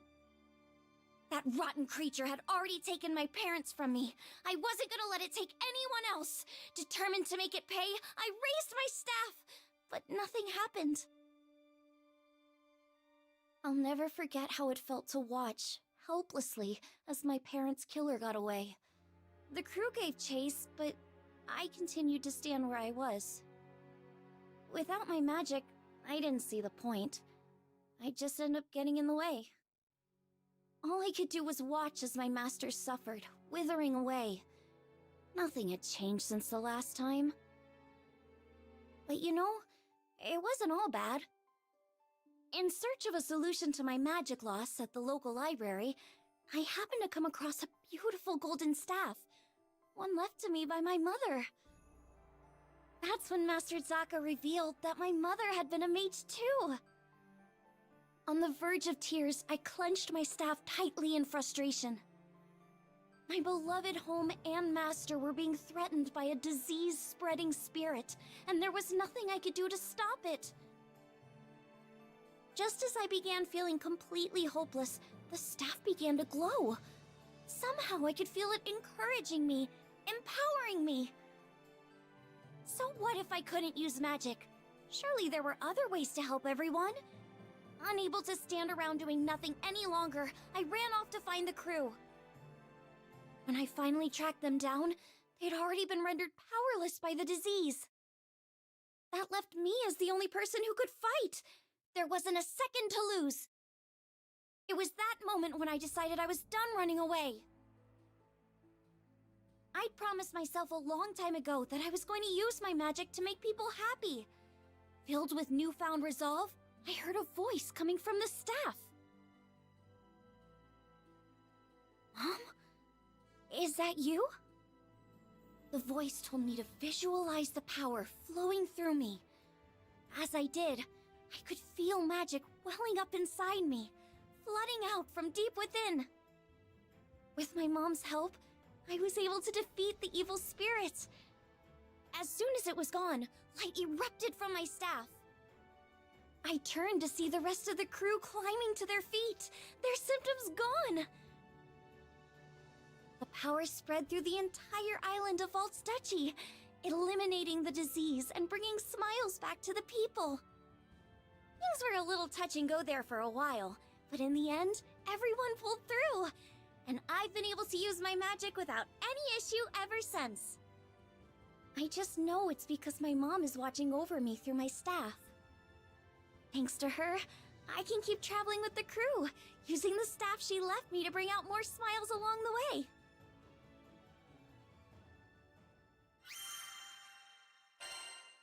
Ist doch immer schön, wenn Licht aus dem Stab kommt, oder?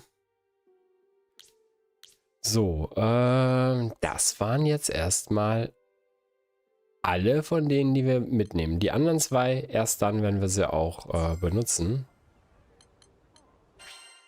So, die Crew Allianz Rafale ist derzeit gut ausgestattet mit Quests für wagemutige Himmelsfahrer, sortiert nach Ort, Typ und Schwierigkeit.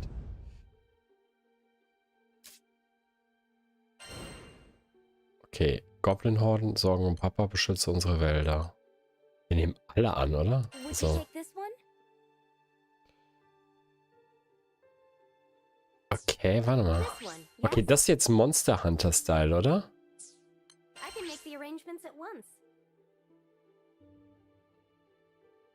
Sehe 3 Gegner mit Wurfobjekten, werde in 2 Minuten fertig.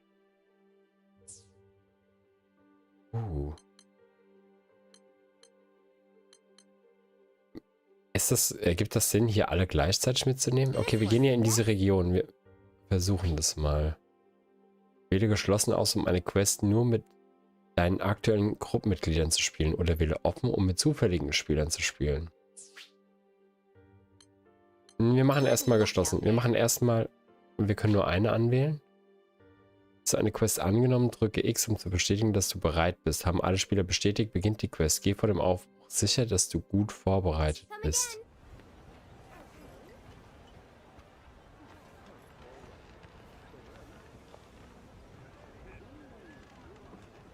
Ich bin jetzt gerade ein bisschen überfordert. Okay, man kann einfach eine Quest nehmen. Okay. Okay, das sind jetzt meine Mitglieder. Meine Gruppe aktuell sind... Genau, Rackham, Ayo, Catalina und Gran. Was hat sie hier noch zu vermelden? Roland. Ah, okay, gut. Ja, das ist dieser Pseudo... Ach, das ist ein Pfarrer. Ich hätte ihn jetzt als Buchhalter eingestuft. Noah, okay. Colossus wurde aus einer Tragödie geboren. Sein monumentaler Körper scheint Schreie aller Menschen wiederzugeben. Okay. Klingt nicht gesund. Okay. Das heißt, diese Aufgaben sind dann eher...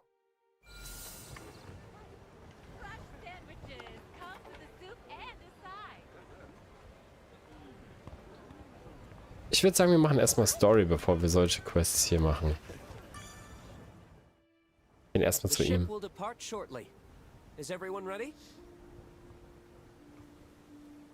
Ja, wir machen erstmal das. Ich will erstmal Story weitermachen und dann können wir gucken. All aboard the airship. There's no time to waste.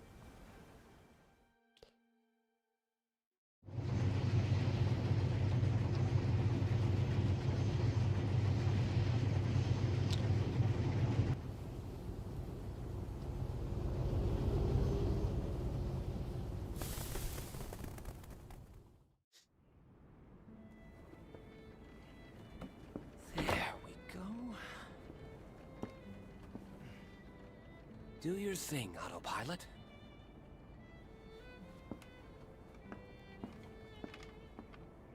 Ein Autopilot im Schiff. Wondering who I am.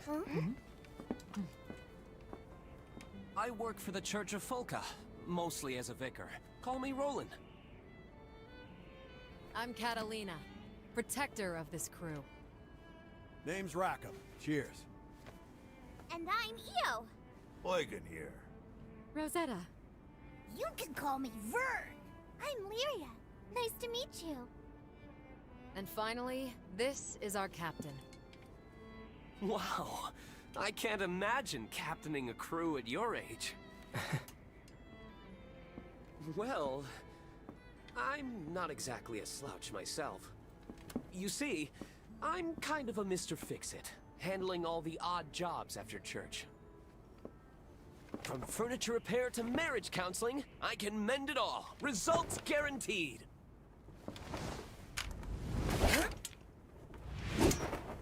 When Roland's on the case, nothing is impossible! Gott. Too dramatic, huh? This guy's a few apples short of a bushel. He'll hear you, dummy. Glad you're with us. High five, Fix-It, dude. Dude? Once again, my name is Roland. Yep, heard you the first time. Cheers, Fix-It, dude. But it's Roland. Huh?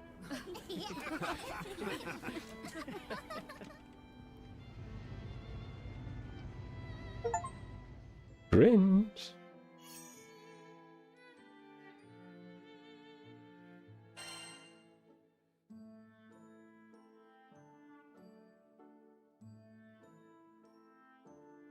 We've got some time before we reach Tempil, so would you mind checking on the others?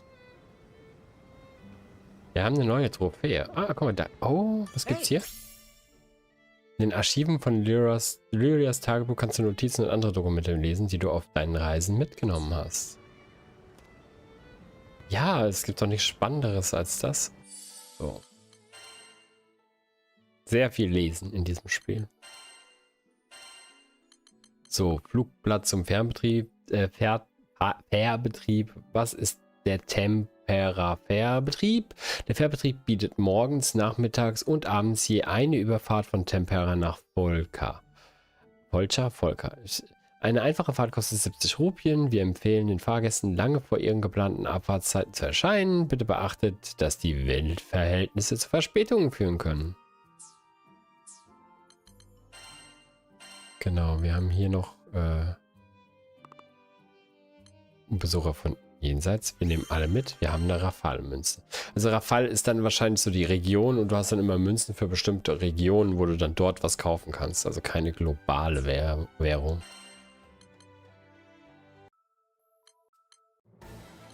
Okay, wir haben jetzt super viel Musik. Bla bla bla. Ah, halt. Stoppen. Danke. Okay, ja. We've got some time before we reach Tempil, so would you mind checking on the others? Sehe vor allem viel Blut. Noch so eine Münze.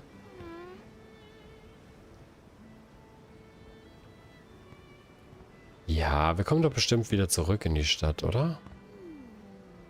Eine Urgottheit ist verrückt geworden. Ja, ja. Schauen wir mal. Nice.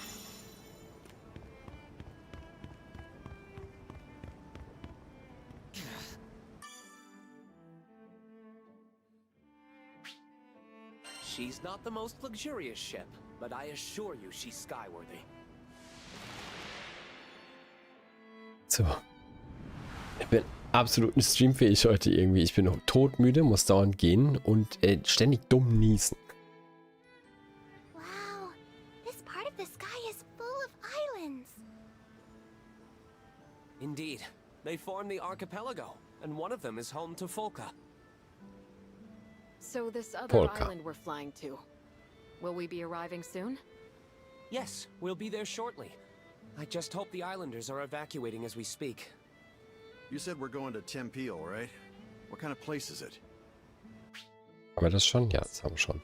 Das ist diese Minen. It's a bustling mining village. Bergdorf, genau. All the rare metals they dig up put them on the map. What? Does anyone else see that? I mean, the wind around the island. You can actually see it. Huh, yeah. Why is it all weird? The gales are reaching us from this distance? I suppose that confirms my suspicions.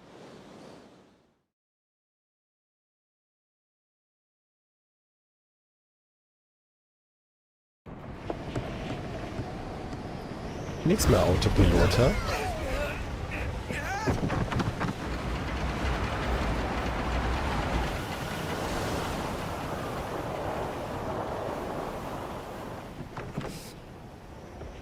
Ah, good technique. Only a pro would turn starboard to stabilize the ship. I'll set her down a bit farther from the mines. It's about to get bumpy! Everyone, grab onto something.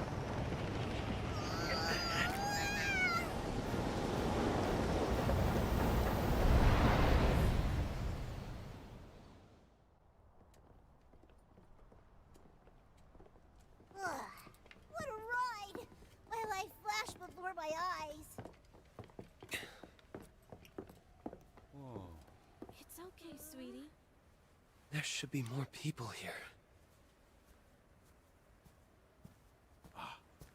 Roland, we should talk. I see. The abnormal winds agitated the goblins, who in turn attacked the islanders. We managed to escape, but the others... I pray the worst hasn't befallen them. Try not to worry too much. Just leave everything to Mr. Fix-It. Thank you. I'll go spread the word.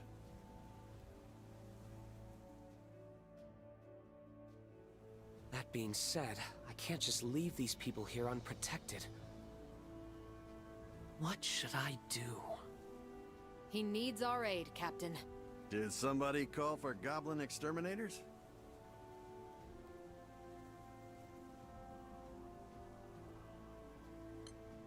Du konzentrierst dich auf die Geretteten. You focus on the evacuees. Wir machen den We'll find Rest. those stragglers. Great. Thanks for the help. I'm counting on you guys. I'll come find you after I get all these people aboard the airship. If you happen to see any more islanders out there, could you give them assistance? Yep, you got it. Oh, I almost forgot to give you this. If anything happens, we can communicate with each other using this device. We can talk on this thing? Looks like a flower glued to a box. It's a type of transceiver. It'll allow us to talk over long distances. Oh, weil das ein neuer Begriff ist, klar, ergibt sich von selbst. Ist natürlich ein Telefon. Aren't transceivers expensive? Are you sure you want to give us one? Yep, don't worry. I didn't pay for it, since I put it together myself. Ah, check this out. It even has a nifty light attachment. Why don't you turn it on, Vern, when you want to grab everyone's attention? Might come in handy. Nice. You got skills, Fix-It dude. It's rolling. Huh. Who'da thunk you could make sweet gizmos like this? Thank you. We'll definitely make good use of it. Follow that road and it'll take you to Tempeel. Please help anyone you see. I'm counting on you. Move it, people! Double time! Bedeutet Kraft tanken. Ah ja, okay, das ist okay. Ich muss erstmal wieder an die Fähigkeit, also ne, an den Kampf. Es waren jetzt 1,5 Stunden ziemlich genau.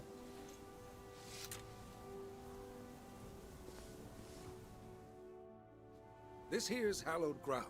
A special aura keeps the monsters at bay. So, diese Monolithen speichern Astralenergie, die durch die Inseln fließt und Magnetfelder erschafft, die bösartige Monster und Goblins abwehren.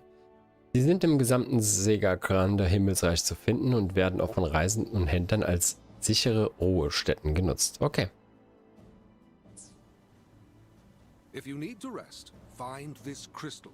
You can even stock up on supplies and fix up your weapons.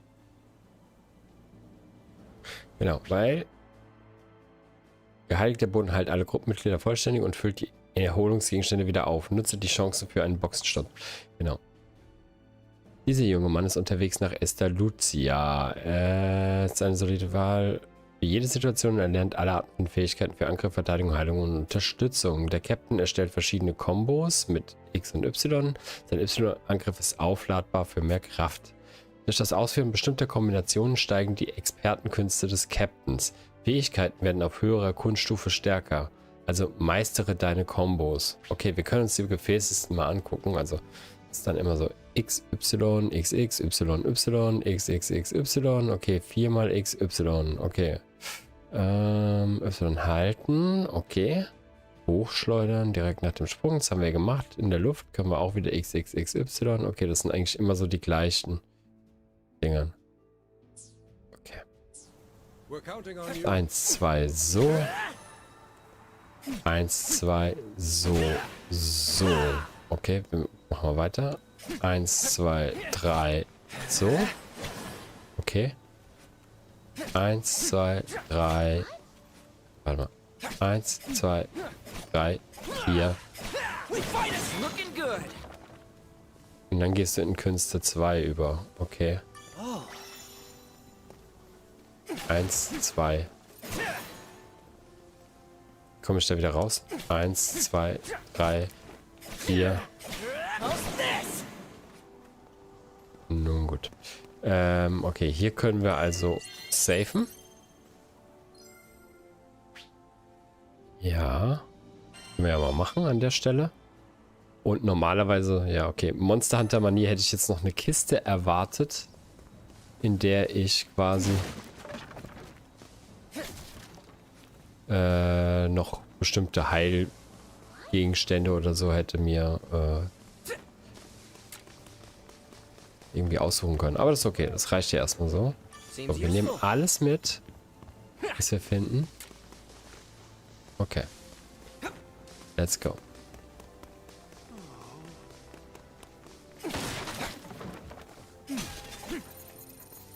Meine Rupien.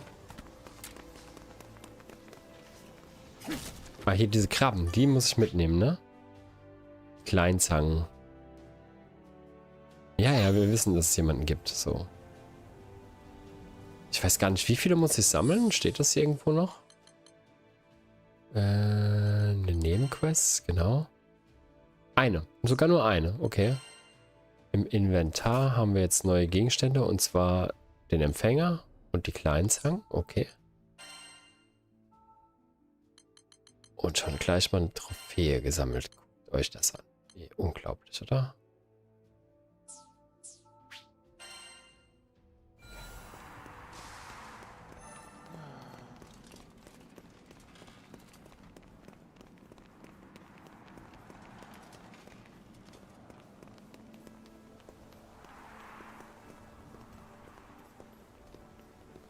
Okay. Ich musste schon erfahren, dass es sich bei diesem Spiel durchaus lohnt,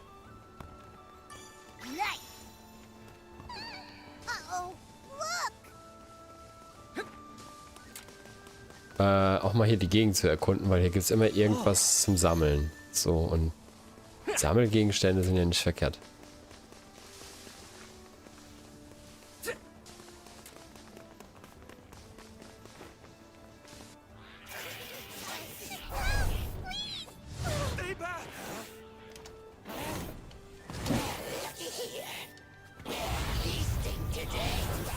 Na gut. Dirty goblins! Step away from the islanders! You'll be sorry! Come in! This is Relink. Can anyone hear me? Whoa! Homemade thingamabob actually worked! We read you Ich muss loud gerade mal and gucken, was clear. Blocken war. Sounds a bit noisy on your end. Yeah, we're busy rescuing islanders from slash-out goblins! What? Are the people okay? They've taken a number of hostages, but it won't stay that way for long. Please, do everything you can to free them. Gerade mal gucken, wie mir das mit dem... Ja? Spirit in the pack! Just like that!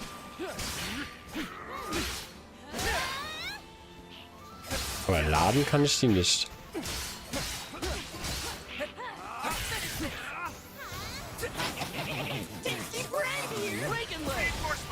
Okay, die sind... Ah, das stimmt, die sind ja anfällig für uns. They're in my sight. Good. Looking good. On to the next. Just lead the way. Just like that!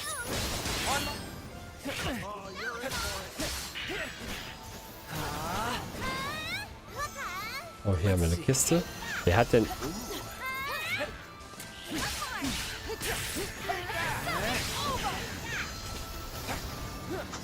War da noch einer, oder? Oder ist der weg?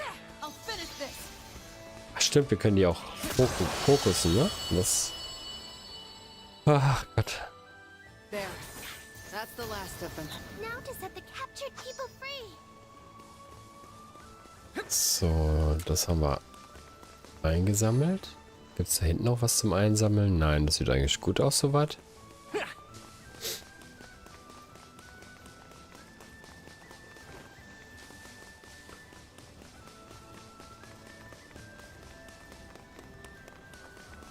Kein Steinchen, nix. Doch, hier, guck mal, Pflasterstein. Die Cobblestones. Erstmal rumrandalieren. Okay. I thought I was dead. Everyone, get on board! We've been saved? Io, take care of their injuries. I'm on it! Thank you. I'm just glad everyone's safe and sound. What would we have done without your crew? Skyfarers or something else?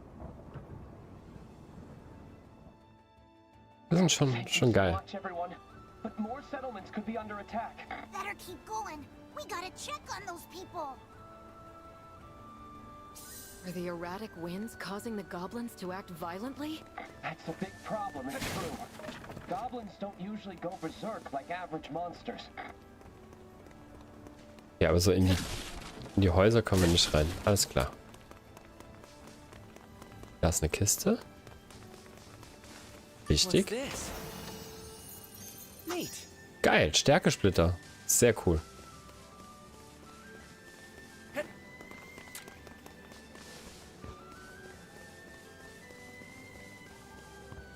Awesome!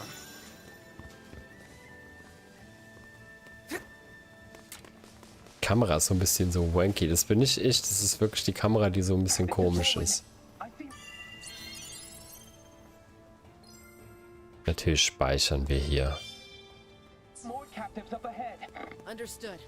Pick up the pace, everyone.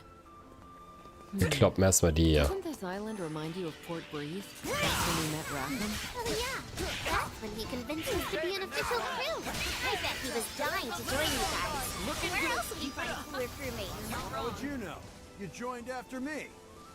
Let's see. Ooh.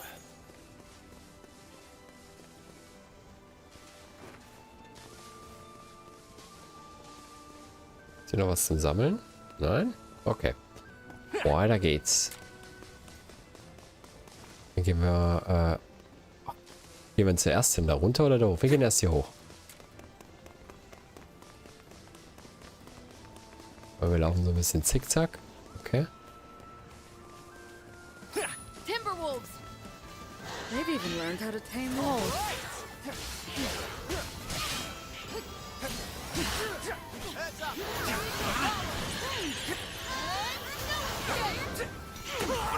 Ist schwierig, das Spiel zu lesen, ja, am Anfang jetzt gerade. With more people fleeing the area, they could see this as a big chance to expand. There's more where that came from. Zu viele Effekte auf einmal. Ich sehe nicht, wann ich blocken kann. Da bin ich vielleicht jetzt gerade ein bisschen Spider-Man. Oha.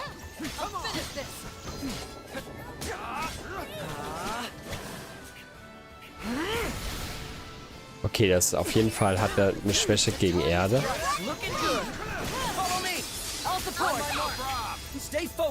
Bam. Ja, da gab es Rupien. Da gab es eindeutig Rupien. So. Wir haben ja keinen Zeitdruck jetzt hier, ne, in der Mission. Something tells me these aren't normal goblins. Maybe that's how they are in Zega. Or it's the wind's fault. Either way, watch out. So. Ich weiß gar nicht, wo ich zuerst hin soll. Ja. Immer Angst, dass ich was verpasse, wenn ich jetzt hier einen Weg lang gehe. Kennt ihr das?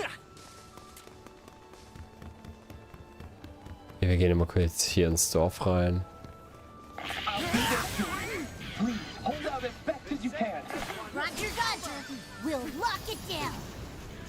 Looks like the goblins have hostages. We're on it. Looking good. Even burned that big windmill. How awful. Hell yeah! Now it's on! Send those puppies scampering! Wo sind die anderen? Ah, da ist einer. Oh, great. Looks like some of them can use magic too. Don't get sloppy now. On my mark. Oh oh. Kann ich den brechen?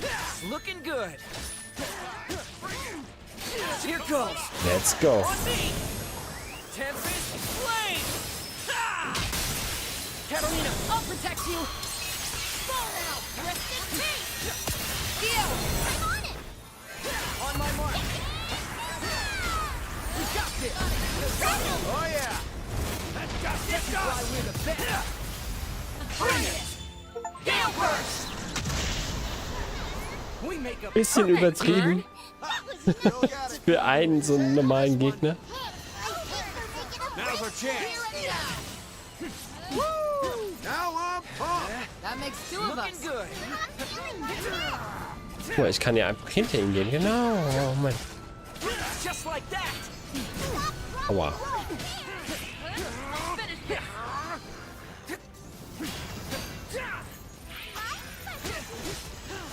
On my mark. What the fuck happened? One more group accounted for. Give them back that sweet, sweet freedom. Okay, da ist ein Stein. Der ist bestimmt, da kann man was machen, bestimmt, oder? Nein? Hier, der wird bestimmt leuchten. Link 100%. Okay.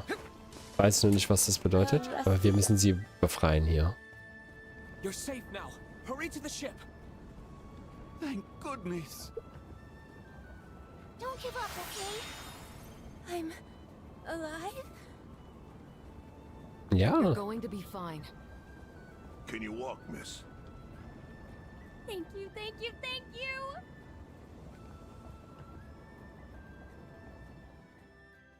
You did it! You saved everyone! Thank you! Oh no! The community by the waterfront is under attack! Roger that! Aber jetzt leuchtet es. Ah, stopp! Das kann man nicht aufheben, okay. Aber jetzt leuchtet das Ding da hinten. Guck mal, jetzt. Ein Omenstein sind überall in sogar Reisende aufgepasst. Darin sind mächtige Gegner versiegelt. Hebe das Siegel auf dem Stein auf, um Gegner zu befreien. Besiege sie innerhalb des Zeitraums und du wirst für deine Mühe reichlich belohnt. Ja, wir probieren es einfach mal. Keine Ahnung. Wenn sie mächtig sind, ist aber vielleicht ein Problem für uns, ne? Ready for action.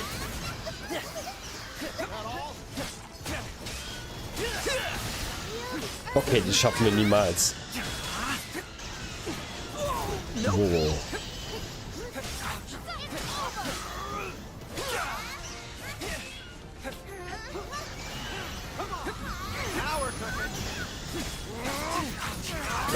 Nice moves. Looking good. Damn bastards ruin the beautiful countryside. It's a crying shame. Yep. So let's do what we can to get things back to normal. Hey, hey, hey! Mich hauen. Aua, aua, aua, aua, aua, aua. Just like that.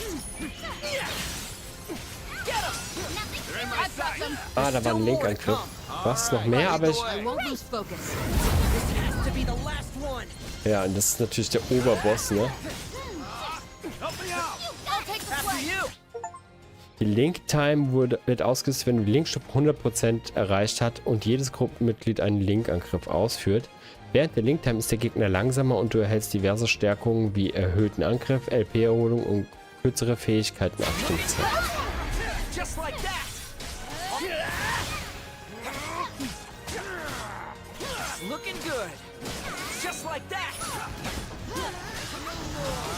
Okay, wir müssen ja nur... Der ist Stufe 16, ne? It's just saying.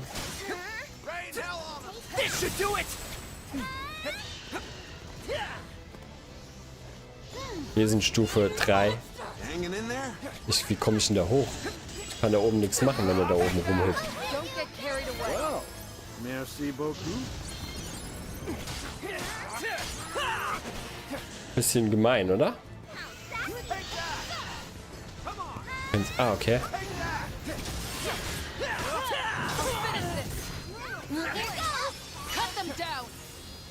Ja, ich wollte gerade einen Link-Angriff machen, aber das ist fast nicht möglich, den da... Heil dich doch mal!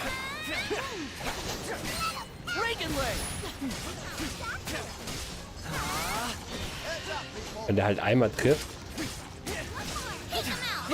Jetzt aber, komm. Machen unsere super duper mega Attacken auf den.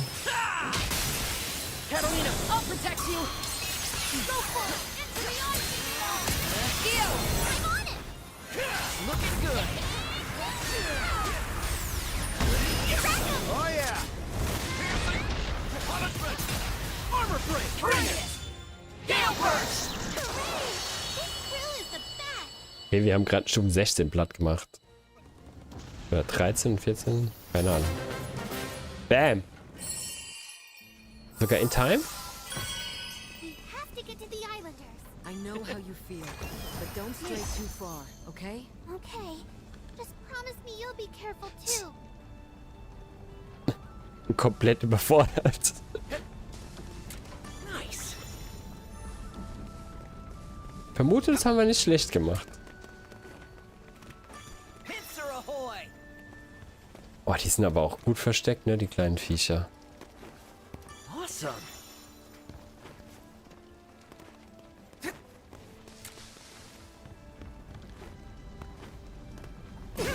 Wow.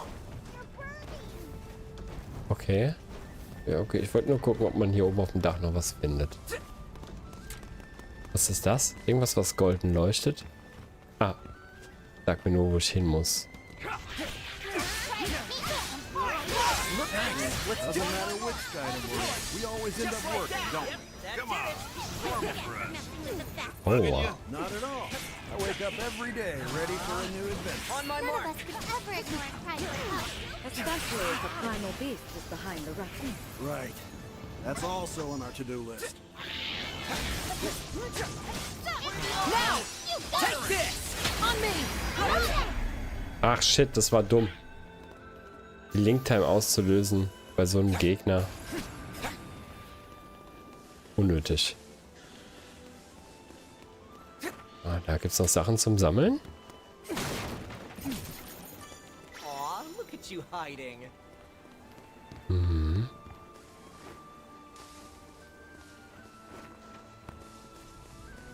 Oh, das leuchtet violett. Das ist bestimmt seltener dann. Nice. Ah, eine Regeln zur Verwendung der Windmühle, okay. Gucken wir uns das doch gleich mal an. Wir haben ein paar Sachen jetzt gekriegt. Wir haben eine Talblüte bekommen. Okay. Glitzerstein. Eine kleine Age, der bei den hohe Preise erzielt. Nicht schlecht. Und ein Tränkehamsterer. Erhöht den Vorrat an Erholungsgegenständen. Oh, cool. Bedeutet, kann ich das benutzen oder... Okay, also wir haben die Goblin-Stürmer haben wir gemacht. Das Einzige, was uns jetzt noch fehlt, ist dieser Golemfinger. Das tun wir jetzt auch mal anpinnen. Okay, wir haben neue Gegner gefunden.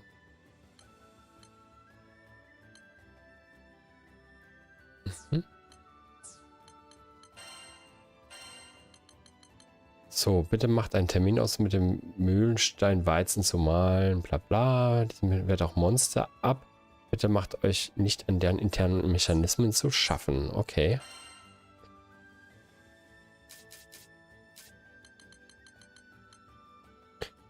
Dieses bergreiche Archipel liegt im Westen von Segagrante, wo nur der Frühling die blühenden Städte und Dörfer berührt. Leider gedeihen nicht nur Menschen, Nutzpflanzen und Tiere in diesem milden Klima. Sowohl der wirtschaftliche Knotenpunkt Volker als auch die Bergbausiedlung Tempara werden von Monsterangriffen auf ihren Handelsrouten geplagt. Trophäen haben wir, glaube ich, ein paar geholt, ne?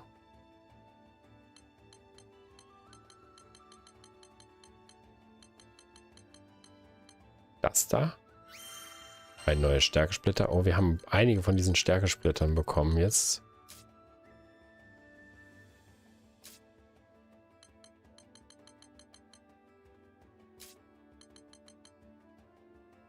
Lange ein ungewöhnliches Siegel.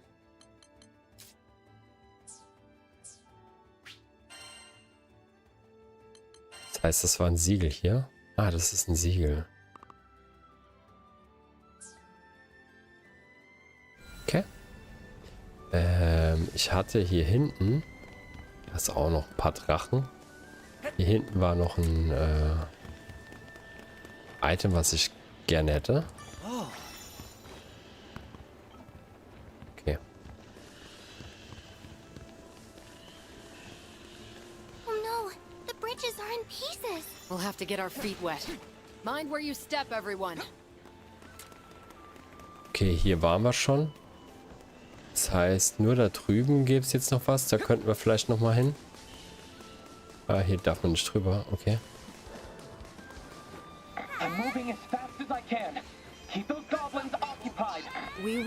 Oh, die lassen... Okay, die wollen direkt einen Angriff. Oh, great. They know how to shoot bows. They'll need time to reload. That's when we charge.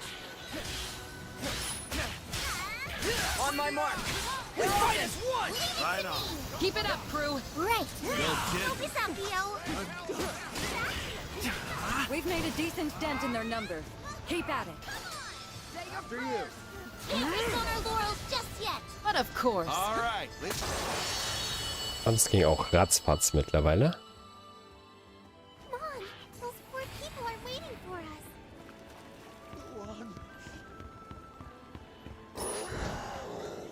This goblin looks tough. Please, be careful. Tough, huh? I guess he works out in his spare time. So who's got the bigger guns, them or you? Okay, er ist auf jeden Fall anfällig gegen meine... This isn't your average goblin. Looking good. Haben wir den schon instant weggehauen? We've cleared the area. It should be safe to free the captives. Wie kann ich denn... das war anvisieren, ne? Wie kann ich denn Lyria sagen, dass sie mich zum Beispiel heilen soll? Sie kann das ja. Can you save any side trips for later? The islanders need us. Ja, nein, wir machen das jetzt. Ich sag, wie hier das Speed ist. Nicht du.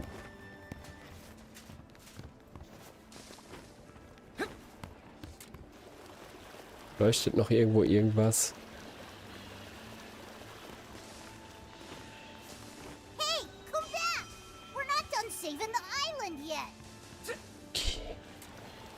Boah, die sind ganz schön stressig. Die sind doch erstmal safe. So, an der Stelle. Thank goodness everyone's okay. Quickly, get on board. Don't worry, you're in good hands now. Oh, thanks. I was so scared. You did a great job holding out.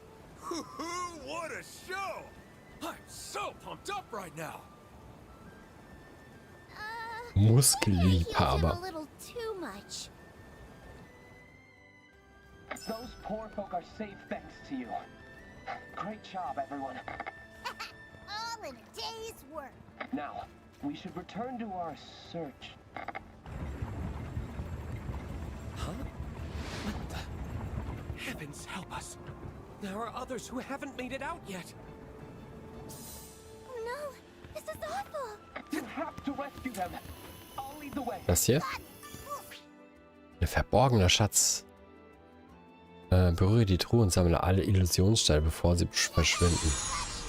I pray we're not too late. Let's do this!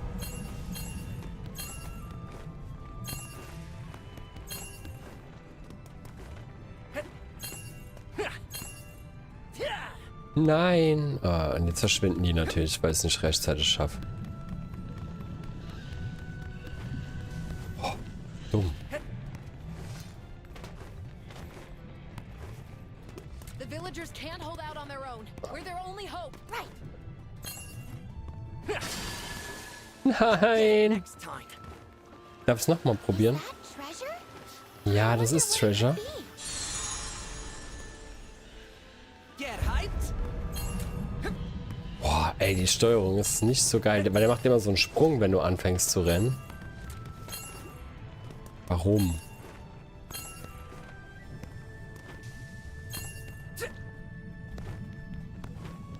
Spring. Anstrengend. Just in time. What's this? Oh, noch so ein Amulett, Siegel waren's. So. Da oben war aber noch was zum Sammeln. Ja, die werden schon okay sein.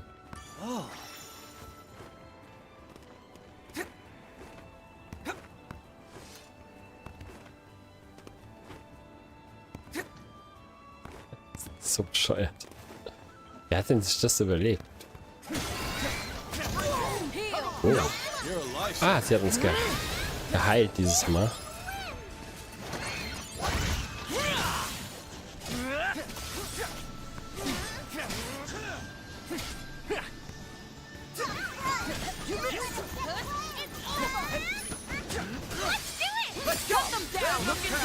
Way to go, Captain. You too, EO. Okay. Habe ich die Kiste immer noch nicht geöffnet, oder? Da habe ich die schon gekriegt, ne? Let's see. Nice find. Auch Meisterschaftspunkte sehr gut, weil unsere Dudes und Dudettes wollen ja vielleicht auch mal irgendwann noch leveln. Nicht nur ich. Gut, hier waren wir schon. Das heißt, wir können jetzt hier weitermachen. Ach so, können wir nicht, ne? Wir können auch einfach sterben. Okay.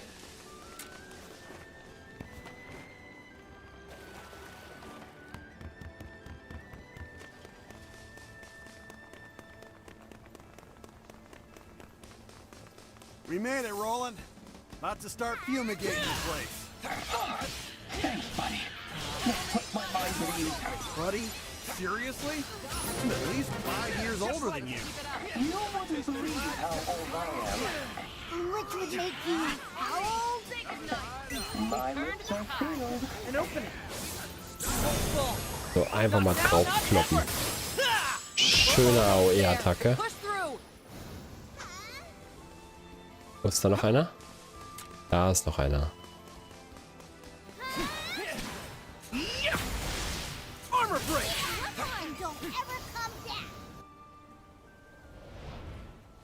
Jetzt kommen gleich 3 von den größeren Bossen.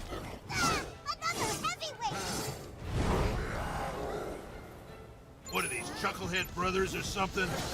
They should have sent more than a trio.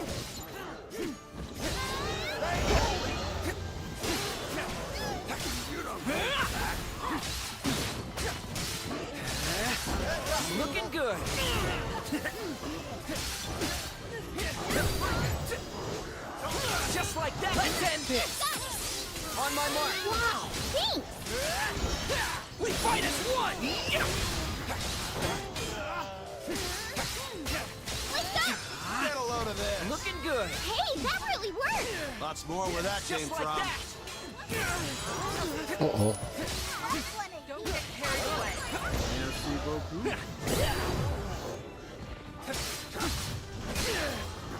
On my two to go. Nothing back. One left. You got this. Superb. Take him out. Got it. Lay it on 'em. Looking good. Get ready for the next one. Yes. Well said. No kidding.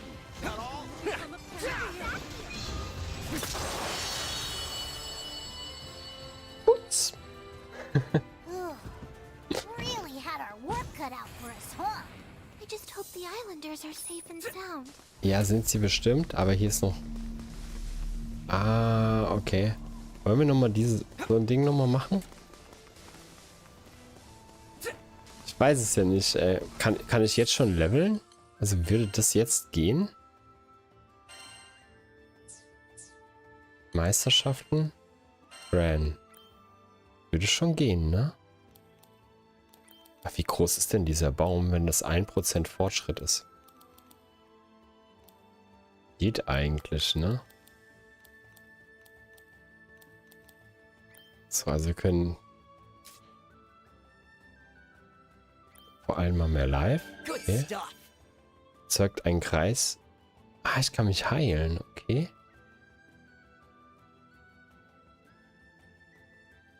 Der Verbündete regeneriert. Taste beim Wicken gedrückt hat, um Ort zu bestimmen.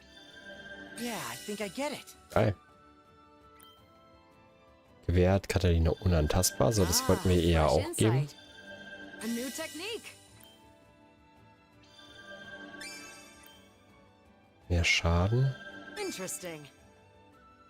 Hochschleudern. Ja, das geben wir ihr auch noch.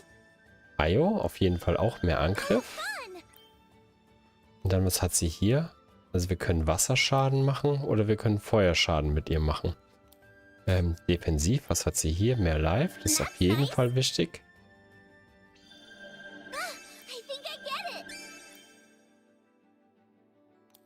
Die hat doch bestimmt auch so defensiv. Na, okay.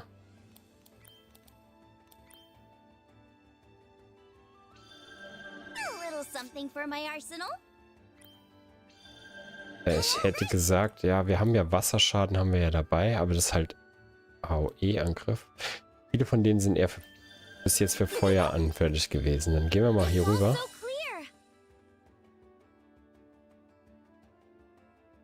So, wir gehen auch auf Rackham. Shit, der hat halt auch Feuer. Naja, gut. Egal. Mehr Life ist nie verkehrt.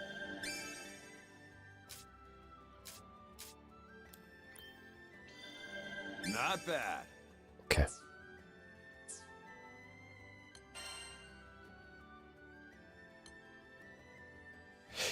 Ich frage mich, wie man die wechseln kann. Ich würde gerne mal gucken. Ich würde gerne mal mit Rackham spielen eigentlich. Okay, ich muss ihn mir jetzt wirklich angucken, ne? Alle heilen, okay.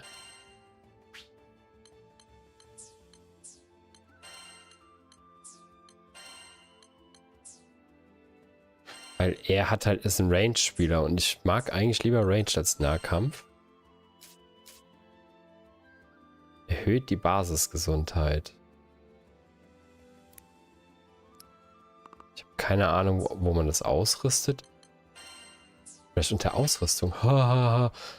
Ja, natürlich. Kannst den Leuten hier nämlich auch dann so ein Siegel geben. Der darf mehr Tränke haben. Dann geben wir Catalina zum Beispiel. Mehr Life. Als Tank. Na, so funktioniert der Quatsch. Okay. Okay.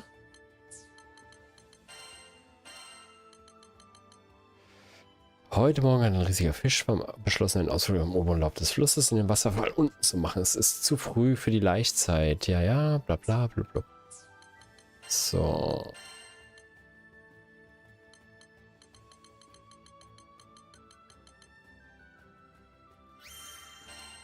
noch ein paar Münzen holen.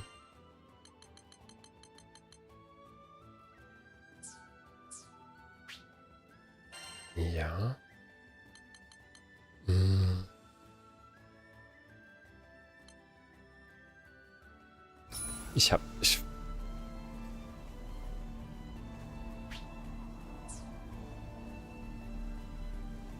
Es wäre... Okay, wie kann ich die Figuren, die ich spiele, auswählen? Gruppe? Ich könnte jetzt so machen und könnte sagen... Du... ich kann die währenddessen auch austauschen. Nee, aber die haben doch gesagt, ich kann den spielbaren Charakter wechseln. Also ich könnte jetzt Gran zum Beispiel mit Rackham wechseln und dann spiele ich Gran. Rackham, der Steuermann der Grand Surf, mit seinen 2 Waffen hält der Verbündete auf kurze und weite Distanz den Rücken frei. Drücke X für einen Schuss oder halte die Taste gedrückt, um 3 Schüsse abzufeuern. Okay, sein Y ist aufblasbar, okay. Zeig mal die Befehlsliste. Sehr rudimentär. Ich will es einfach mal probieren.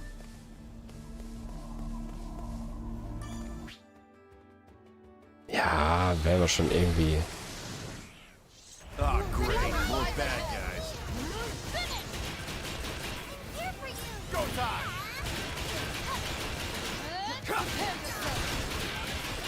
Der macht ja kaum Schaden.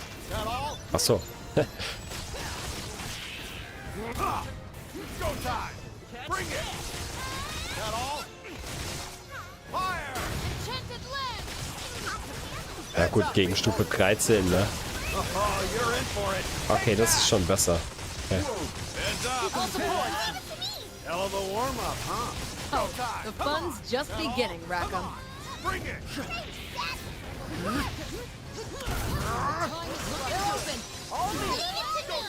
Keep focused. Yes. Hey! I'm always ready to go! Take that. Take that. Don't let up. That all? Been saving this one. Maybe we should try again. Okay, ja, mit dem nicht so.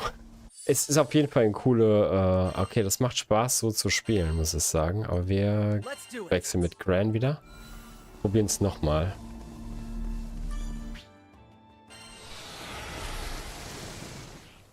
This is gonna be a toughie. Move that guy!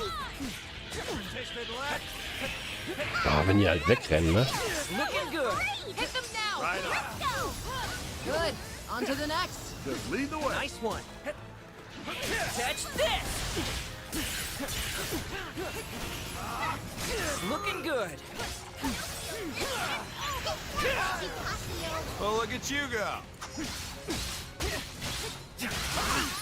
Just like that.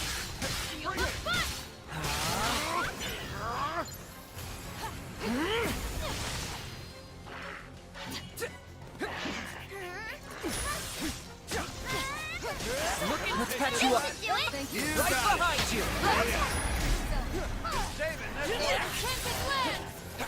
Ah, seht ihr, das geht nämlich mit denen ein bisschen besser.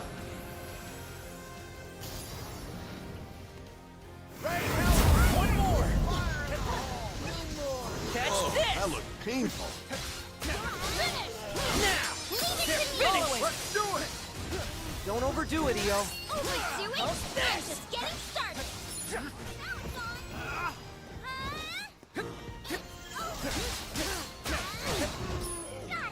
Don't hold back.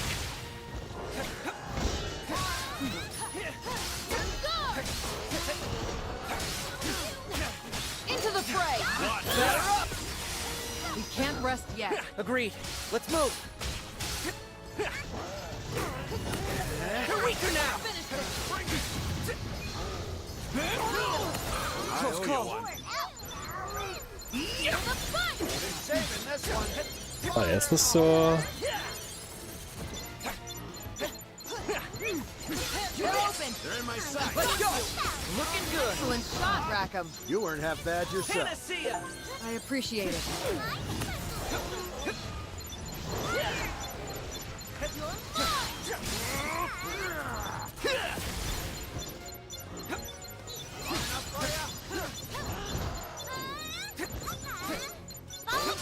support. After you.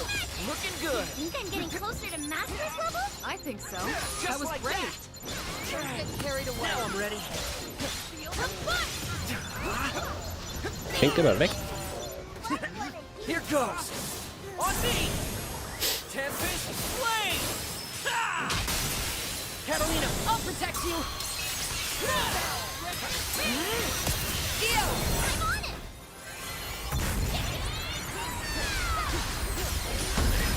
Sagen, der ist down. Spätestens, wenn der jetzt noch seinen ultimativen Dings macht, oder?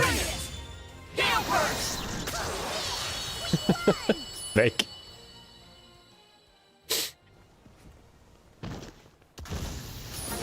Sag ich doch.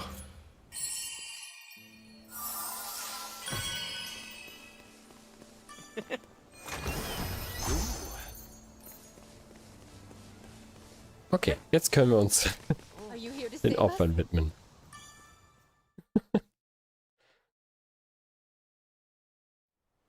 just who are you guys? We're traveling Skyfarers, and we're here to rescue you. Chin up, everyone. Everything's going to be all right. Wait, was that Roland? Guess we really are saved. Let's quickly get you aboard Roland's ship. No, wait! Listen to me! We fled from the Goblin fortress that lies deep in the nearby ruins. But our friends are still in there, and they can't make it out on their own. What's the call? Holen die da natürlich raus. Let's get those people out of there. I knew you'd say that. Come in, Fix-It Dude. Roland here. What can Roland do for you? We're gonna break some people out of some goblin fortress. So take care of things here. Got it. I know this isn't what you signed up for, but just be careful in there. Will do. Who's ready to do this? Also ich wäre ready, aber hier gibt es so einen kleinen süßen Hund, der muss jetzt erstmal ganz kurz gefüttert werden. In diesem Sinne, ganz kurze Pause.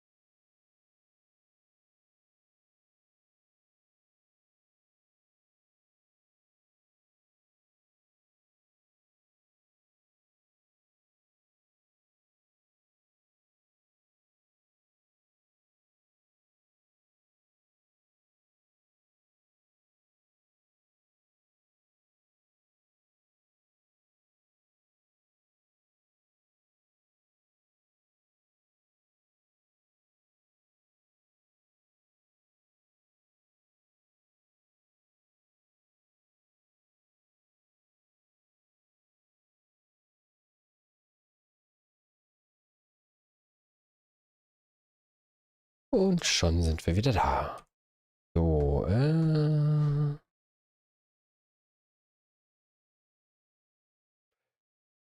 kurz was schauen.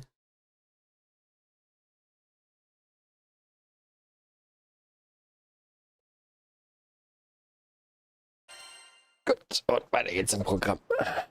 Wir müssen hier immer noch diesen Goblin-Finger finden. Ich glaube, der müsste hier drin sein. Ich hoffe es zumindest. Aber da können wir uns sogar heilen. Okay, wir machen kurz, wir schauen mal, was wir gekriegt haben. Wir haben ja auch was Neues bekommen. Nochmal Leben 2. Ja, perfekt. Das geben wir jetzt, Io?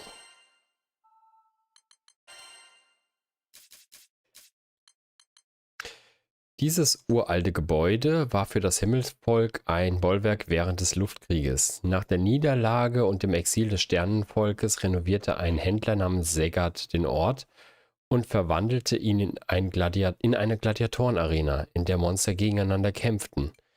Diese makabere Unterhaltung konnte aber nicht Fuß fassen und so wurde die Halle bald geschlossen und verfiel. Jetzt, nach vielen ereignislosen Jahren, brummt die Festung wieder vor Leben, und zwar wegen der illegalen Besiedlung der Goblins. Und wahrscheinlich wird da auch eine Arena sein, in der wir kämpfen müssen. So, wir schauen mal die Gruppe. Wir sind schon Stufe 8 und Stufe 9. Io hier. Io levelt ja richtig krass. So, Io bekommt auch von uns hier auf jeden Fall den anderen Leben 2. Fähigkeiten. Nee, nicht Fähigkeiten, Meisterschaften. Ich wollte mal noch ein bisschen Rackham pushen. Macht halt keinen Schaden, ne? Volltreffer kann bis zu 4-mal aufgeladen werden. Ja, ist sehr schön. Und was das angeht, okay, Nutzung perfektes Blocken, perfektes Ausweichen. Gucken gerade ganz kurz. Io hat jetzt ein bisschen Boost bekommen. Die könnte auch perfektes Blocken und Ausweichen bekommen. Was ist das? Reduziert die Wirkung von Kräften, die die Bewegung einschränken. Und offensiv, was haben wir hier? Gewährt Unterstützungsfähigkeit Adrenalinrausch. Die Aufladegeschwindigkeit von Krafttanken erhöht sich erheblich, wenn das Aufladen direkt nach einem Combo-Finisher stattfindet. Ich muss sagen, mit so Aufladeattacken bin ich momentan jetzt ziemlich sparsam. Ich kann die Nutzung von Ares Paktstoß. Drücke sofort nach dem Herbeirufen von Ares auf Y, um mit ihr anzugreifen. Oh, jetzt wird es spannender. Also wir haben den ersten Knoten mit ihm. Gran habe ich tatsächlich am wenigsten bisher so wirklich, ne? Himmlische Künste, keine Ahnung, was das ist. Charakterdetails, wir können ja mal schauen, wo wir das sehen. Ob wir das sehen. Blauer Trank erhöht den Vorrat an Erholungsgegenständen. Mehr Angriffskraft ist auf jeden Fall immer gut. Mit der gesamten Gruppe plus Angriff, Effektstärke, Dauer. Oh. Okay, man kann ihn buffen lassen. Okay.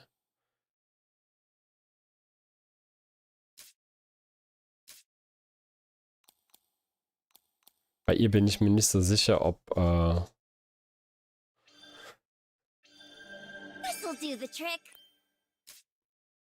okay, er hat auf jeden Fall Vorteil, eine weitere Stufe aufzuladen.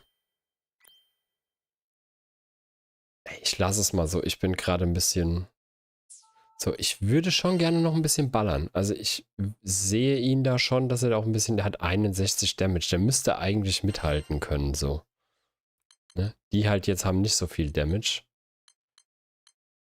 Aber mit Rackham tauschen, es müsste eigentlich gehen.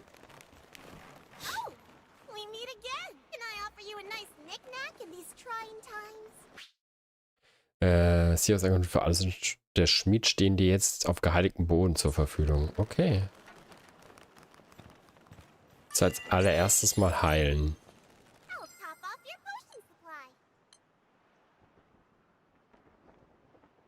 Okay, was wir machen können, ist, wir können Schätze tauschen. Ah, okay, Windsplitter. Brauchen wir die? Stärkesplitter. Haben wir schon 23. Wir gehen mal kurz hinein in den Schmied. Siegel kann man auch. Okay, dafür braucht man bestimmt diese Windsplitter. Wetten? Nee, braucht man nicht. Prisma-Chips und Fegefeuerknochen. Okay. Aber wir wollen eigentlich eher die Waffen, hätte ich jetzt gesagt. Ich will keine Siegel. Waffen will ich verbessern. Genau. Seine Waffe will ich aufstufen.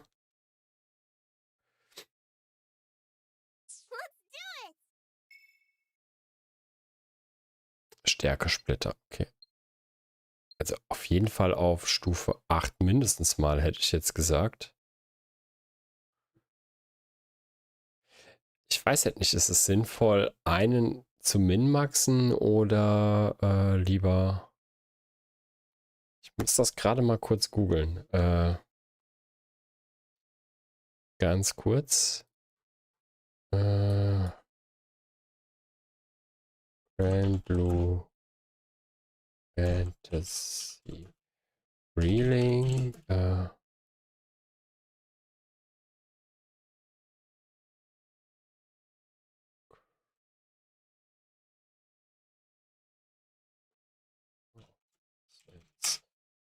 Oder zu speichern, ne? Aufzubewahren.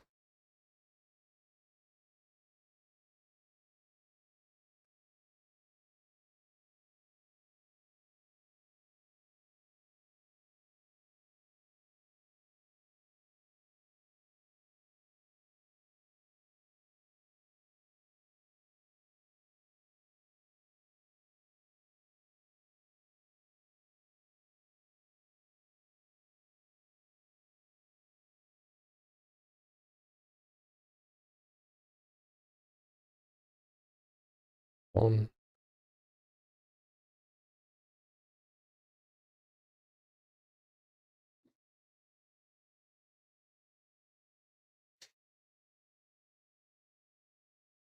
okay.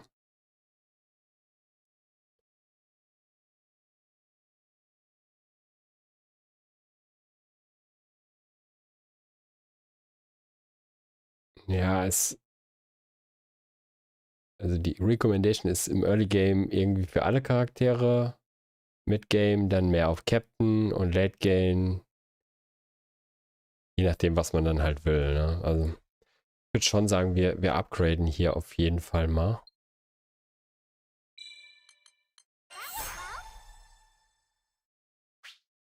Okay, jetzt macht er nämlich schon ein bisschen was an Damage. Auch Catalina können wir mal... Die darf maximal eher auf Stufe 10, ne? Ja. Und auch das Hexenzepter können wir nochmal upgraden.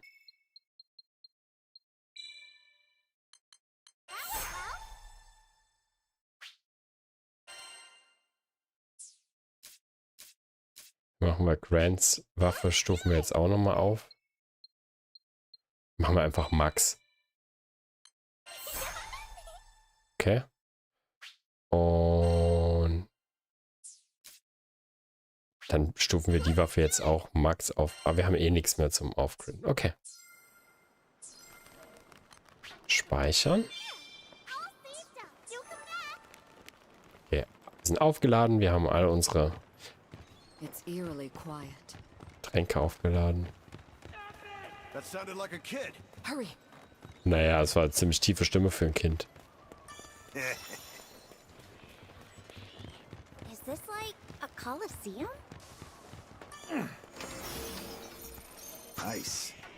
So, und Rupien haben wir jetzt auch gerade gesehen, wofür das da ist. Nämlich, das ist nochmal extra. This place is crawling with goblins. It doesn't seem like they want to scuffle. Nö. Ich sag ja, das ist jetzt eher so...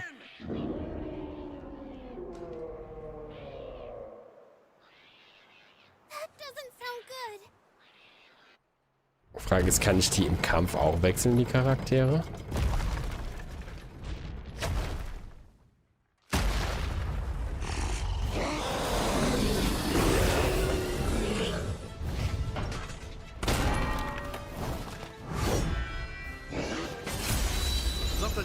this ain't gonna be a cakewalk. Avoid head-on attacks, folks. Damn, that was a good hit. Means business with that shield. That gobbler charges like a wild boar. Trigger finger is itching. Great work, everyone. I guess so. What did you expect? This is Relink. What's your status? We're going toe-to-toe with this huge cockroach. Roger that. I'm on my way. Hold out until I arrive. Got a bullet for you. Das hat jetzt nicht viel gebracht. Bring it. Come on. Hä? Aber wenn ich RT mache, kann ich hier meine... Ich habe irgendwie einen Bug gerade. Einige Bosse verfügen über den Effekt Blutdurst. Der Effekt macht die himmlischen Künste unwirksam, reduziert den Erlit... Ja, okay. Shit. Eieiei.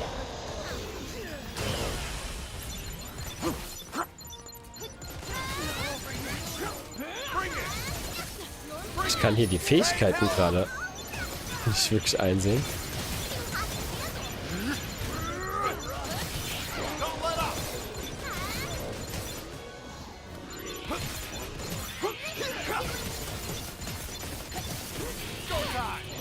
Ah, ist eher eine Shotgun, okay. Looks like it's losing steam. We should strike now. Oh, you're it. Bigger they are, harder they fall. Where'd all the small fry come from? Right in the eye. Ah, trigger finger is itching. Looking good. Nice boost. Too hot and too low. Bring it. Don't let up. Nothing shall break us. You should. Look alive. Read him and wait. That'll teach him. It was a pleasure. We'll never back down. You're wearing me down. Bet it all on the bullet. Lay it on. Praktisch, ja. The air Got it in my sight. And keep your distance. Trigger finger is itching. You're looking good. Watch your Thanks for the heal. Let me show you how it's done.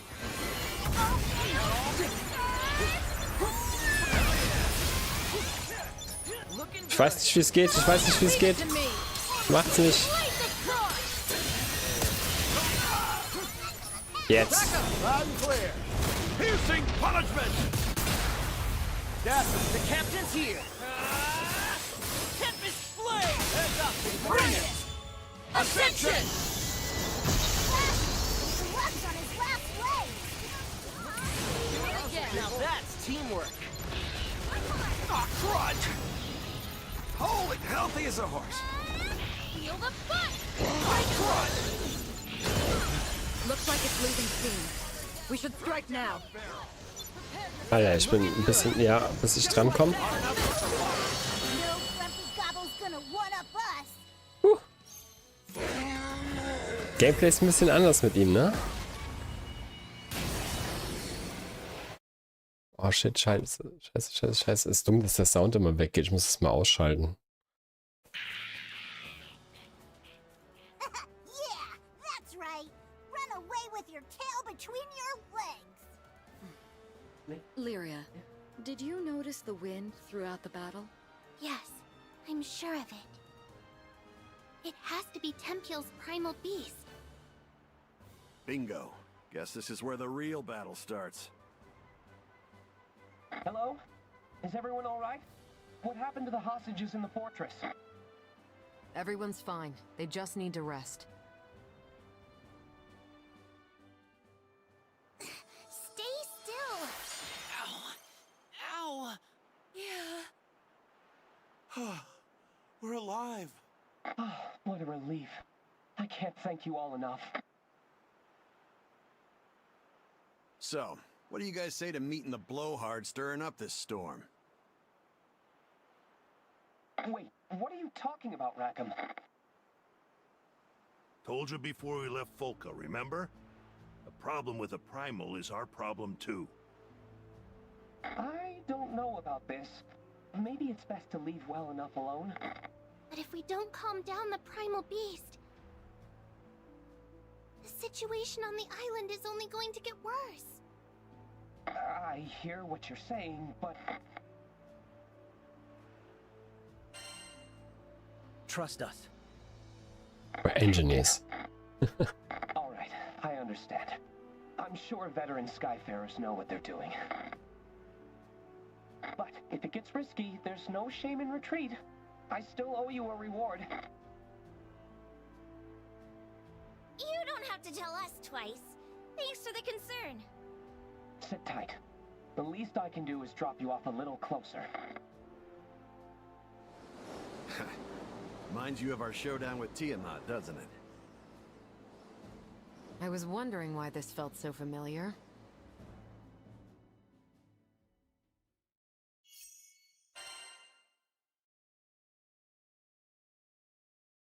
Was? Wir sind schon in Kapitel 3. Das geht jetzt aber schnell. Wie viele Kapitel gibt's denn? Gleich so Kapitel 5 fertig. Good luck and stay safe. Ich suche hier immer noch den Goblin-Finger.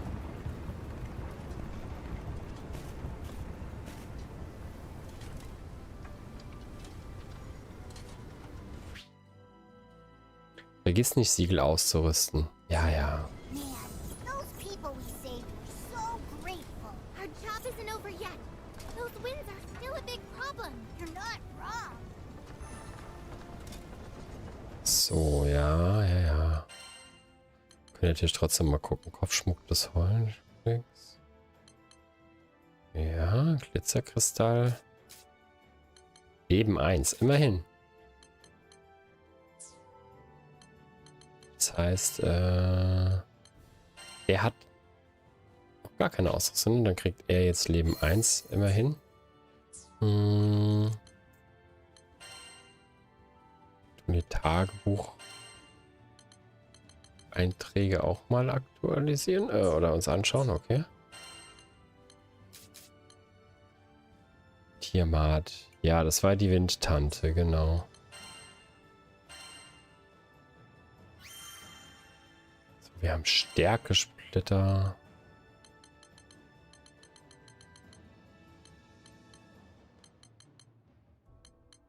Das heißt, eine Trophäe festlegen.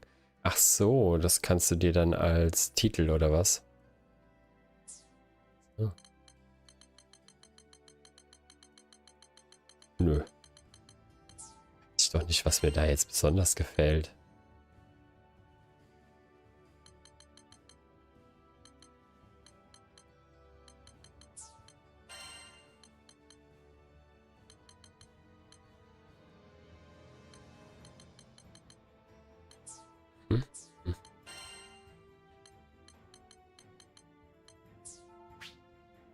So, ja.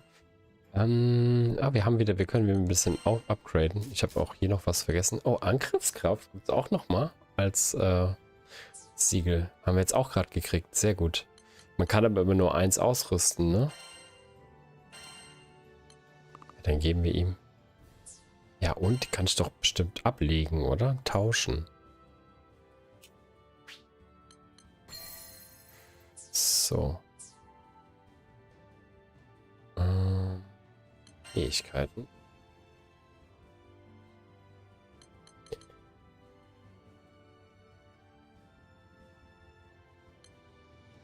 Ist halt die Frage, was man so... was gibt's noch so für Leute, ne? Die kannst du ja alle dann am Ende upgraden. Meisterschaften, genau hier.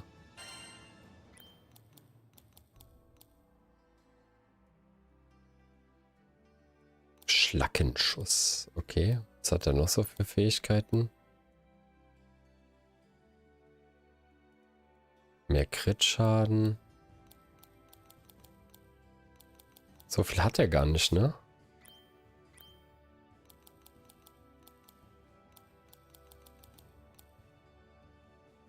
Stärkung.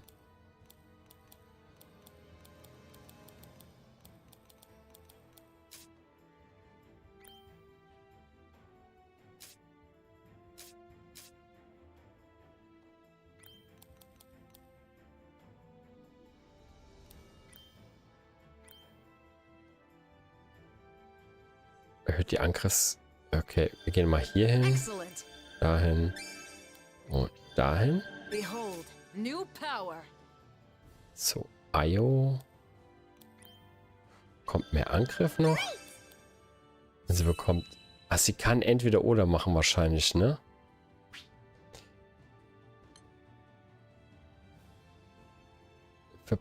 Wir werden Verbrauchermeisterschaft bis zu diesem Knopf freizuschalten. Es wird die Route gewählt, die am wenigsten MSP verbraucht. Ah, okay. Ja, aber dann soll sie beides haben. Ausführen. Keine Ahnung, ob das gut ist oder schlecht so, ne? Mehr HP ist nicht schlecht. Okay, Gran. Kommt natürlich auch mehr HP. Und in der Offensive. So weit kriegen wir ihn gar nicht, ne? Drecksäcke. Na gut, dann bekommt er mehr Betäubungskraft.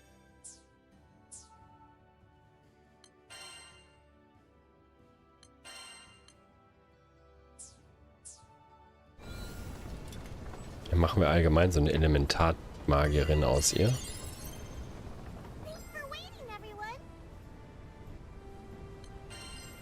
Wollen wir da noch irgendwas machen? Waffen verbessern?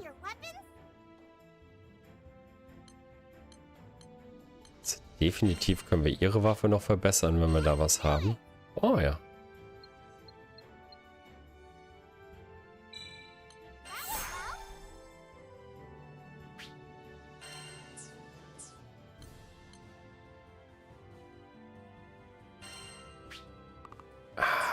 Die hat schon das Limit erreicht. Mehr als 9 kann die gar nicht.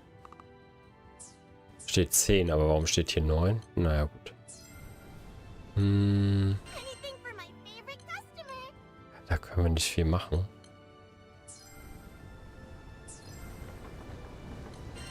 Was haben wir hier mit ihm? Können wir noch die Schätze tauschen?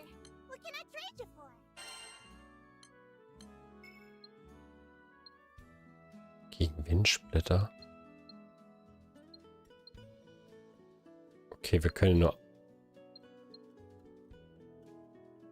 mehr Windsplitter, brauchen wir gar nicht. Stärkesplitter, Waffen, Windmagie, Windkugelfragment. Wir lassen es mal. Ich sehe jetzt gerade keinen direkten Benefit. Speichern wir.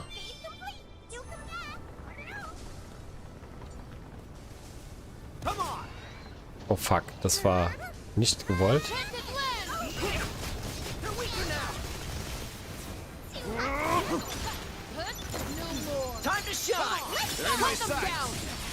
Blast through this joint.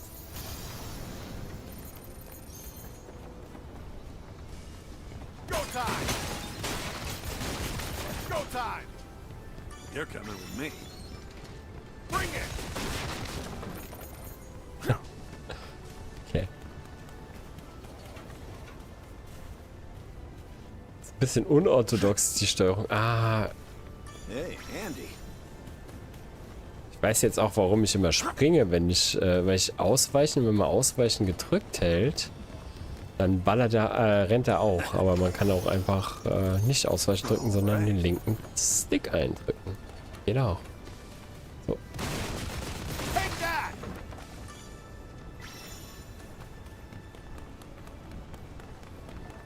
Boah.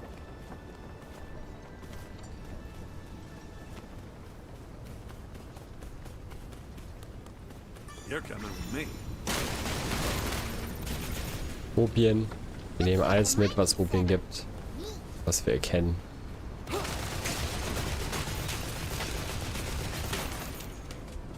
Ich muss bei ihm gerade noch mal kurz was schauen. Gruppe. Charakterdetails, Befehlsliste. Kann die nämlich halten. Haha. Okay, halten ist auch wichtig.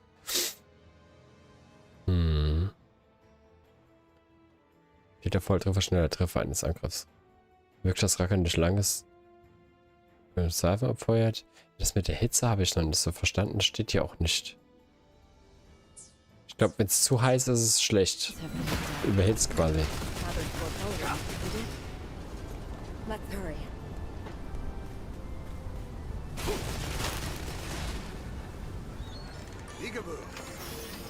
Heiß. This place gets way bigger on the inside. Whoa. Look, everyone. Ah, ist so dunkel, ist eh nichts. Sort of altar?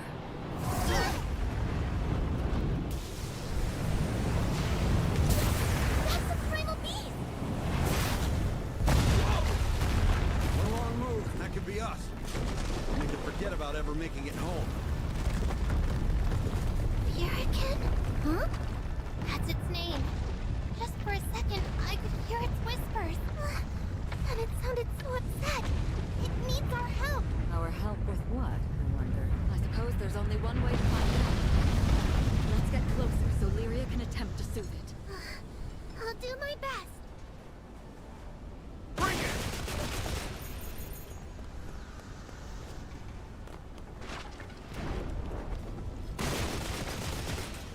We need to stop the Primal's rampage before it gets any worse.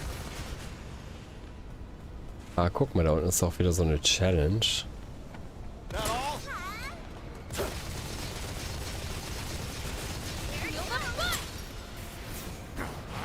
Got a bullet for ya! Bring it! Have at 'em! Go time! Eat this! Und gefallen. Ah, wie dumm. Get him. Hab nicht gesehen, dass da Better unten. stay focused. Right. Right. Don't wanna I get won't left lose behind. focus. Look out! Holy! Poor thing. We have to help it. Ja, probieren wir das mal, oder? We're not jumping across that. Let's find a safer way to fly. Take that! Bring the eye! Bring it! Keep your cool, Now I'm ready. Been saving this one! Here goes. I've got you. After you! Stand there. We've got you to move on. Hey, I'm savoring the moment.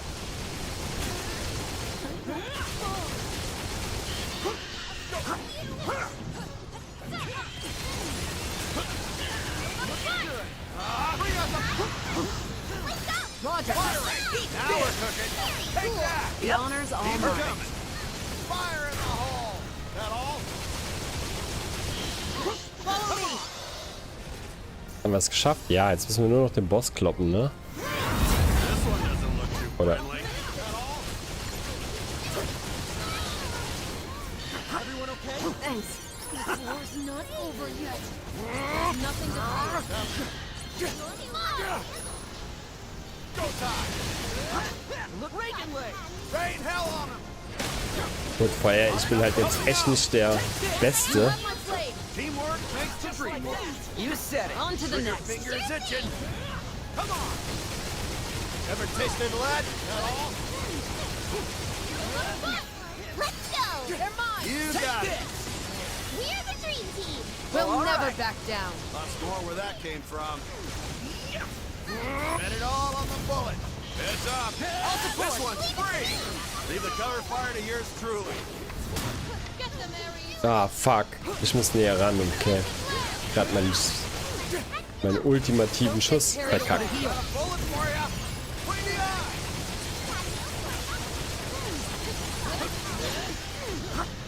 Been saving this one. In my sights. Let's finish them off. Oh, yeah. Fire in the hole. Rain hell on him. Bet it all moving. Got sights on him. Piercing. Punishment. But we were intenser. Ah, langsam kriege ich den Dreh raus. Aber nur langsam. Kiste. Meins. You're mine. Oh, Angriffskraft 2. So, das nehmen wir direkt auf. Ausrüstung.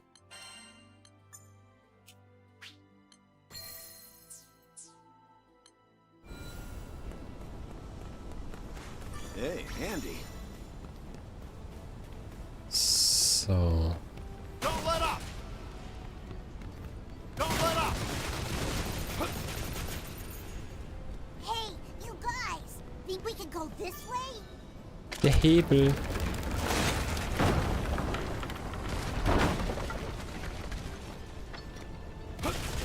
Gibt es hier irgendwas, wo man noch hoch kann oder so? Nein. Okay. Doch, warte mal, guck mal, hier kann man hoch. Das sieht doch aus nach einem Platz, an dem man noch was aufheben kann. Eine Kiste zum Beispiel. Na, immerhin.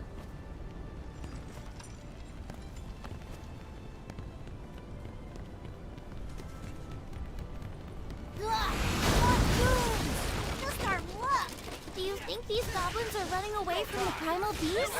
Sure seems that way. But if we leave them be, they'll just try to ransack the town again. Come on!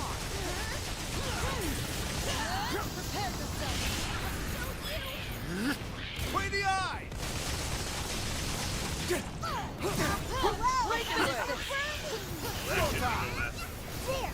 Now it's a straight shot to the altar! Guck mal, das kann man sammeln bestimmt, oder? Hier ist was zum Sammeln. Irgendwo hat was geglitzert. Sehr dunkel. Sehr, sehr dunkel. Ich sehe nichts.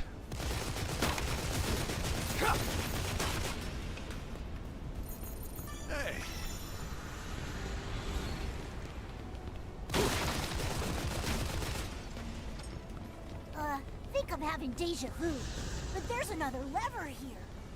Ja, aber erst gucken wir mal, ob wir hier noch was finden. Da ist noch eine Kiste. Peekaboo.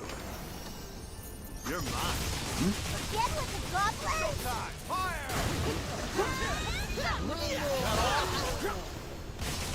Ever tasted lead?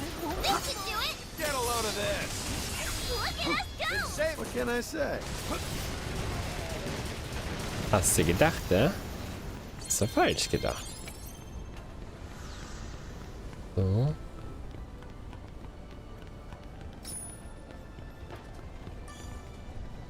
Hurry. The altar should be down this path. It's the home stretch! Go, go, go! I'm too young to die. Oh, crud! Watch out! This thing's not gonna hold that much longer! You gotta be kidding! Jump for it! Wait, what? This is insane! Look out! We can take refuge in the back cave. Now it's below us!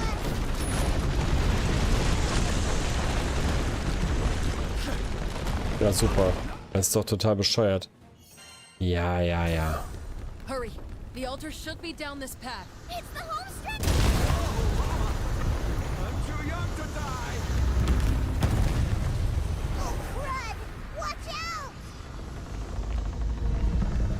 This thing's not Ja, dann run. much longer! You gotta be kidding! Jump for it! Wait, what?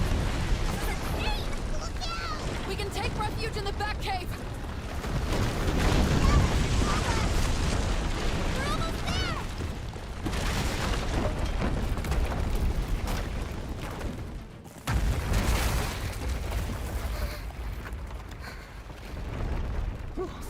Too many close calls lately. Lyria, are you hurt? No, I think... Altar's above us, huh? Way the Got eye! our hiking boots on. Take that!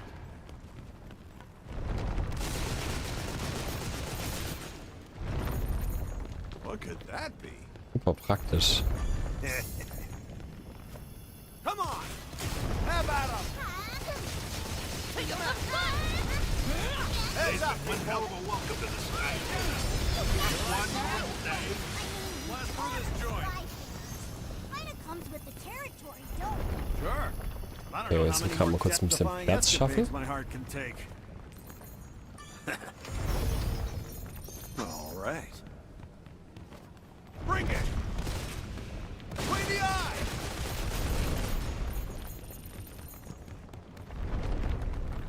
What could that be? Mal gucken, ob wir den Schatz kriegen. The people of Tempiel must have been mining here. I imagine so. Thanks to the primal, it looks like they've got no shortage of resources. Primals are amazing. Der ging. Der war leichter als der erste sogar. Peekaboo. Nice. Kritisch. Oh, noch besser. Oh, noch besser. Ausrüstung. Rackham. Angriffskraft entfernen. Bei Kritten ist für ihn ja besonders gut so Leben. Io Leben. Gran. Tränkehamsterer. Okay.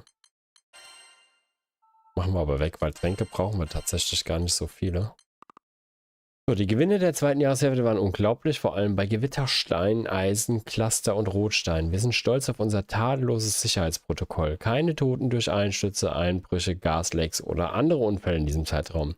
Es gibt jedoch das Problem, dass zu viel abgebaut wird. Die Gnade der Urgottheit darf nicht ausgenutzt werden, demnach wird der Abbau in der nächsten Periode ausgesetzt. In der Zwischenzeit wird an einem Vertrag über die Reparatur des Altars gearbeitet. Alle müssen daran denken, der Urgottheit zu danken.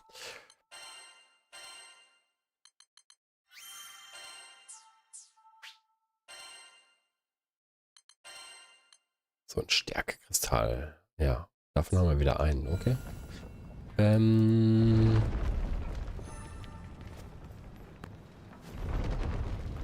Da geht's nicht weiter. Ich sehe nichts, ne? Es ist ziemlich dunkel hier.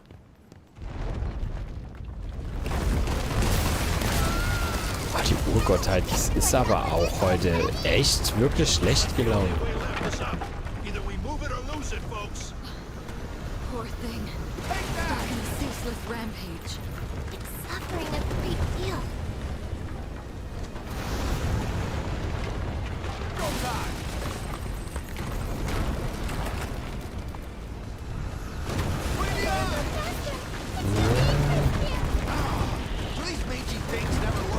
Hä? Was ist denn der Rest von eurem Team? Are they deranged?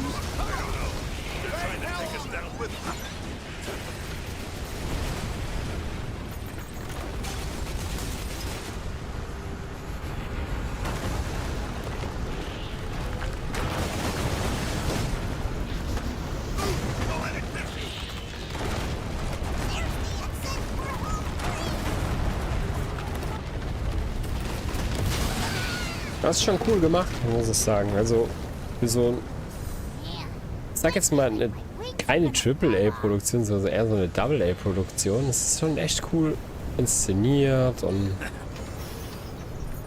schön viel geklaut natürlich auch, aber es ist cool inszeniert. Mir gefällt das tatsächlich, dass man da alles geklaut hat. Nee, Quatsch.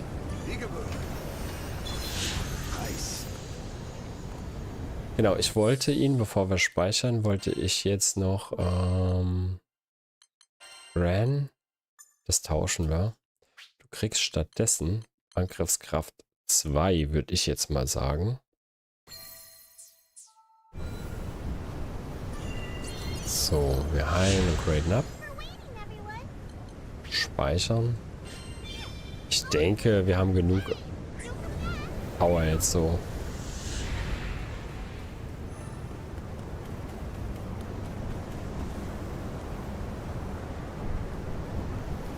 Für den Bosskampf. Must be close to the eye of the storm. Be ready for a fight. Yeah, come on. This ain't our first rodeo with a primal.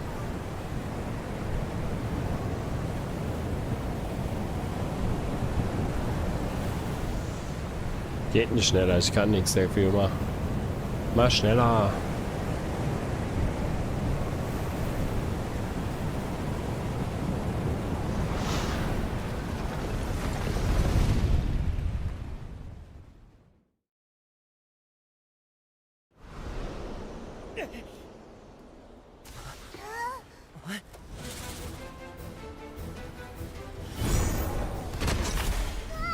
Oh, okay.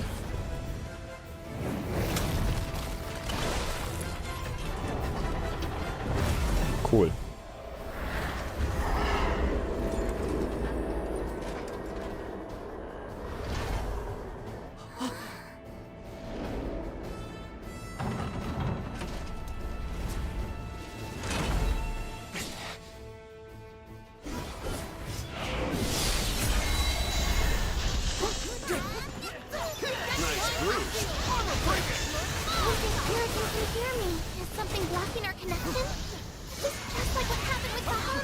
Well, we've dealt with rampaging primals before. We'll just have to do it again. Right. We'll chip away at its defenses until Lyria is able to absorb its power. It's either you or us that's going down today. Spoiler alert, it ain't gonna be us. Okay, er ist auf jeden Fall gegen Feuer. Also es war schon mal eine gute Idee, dass wir ein paar Feuerleute dabei haben, weil er ist schwach gegen Feuer. We're going to save you.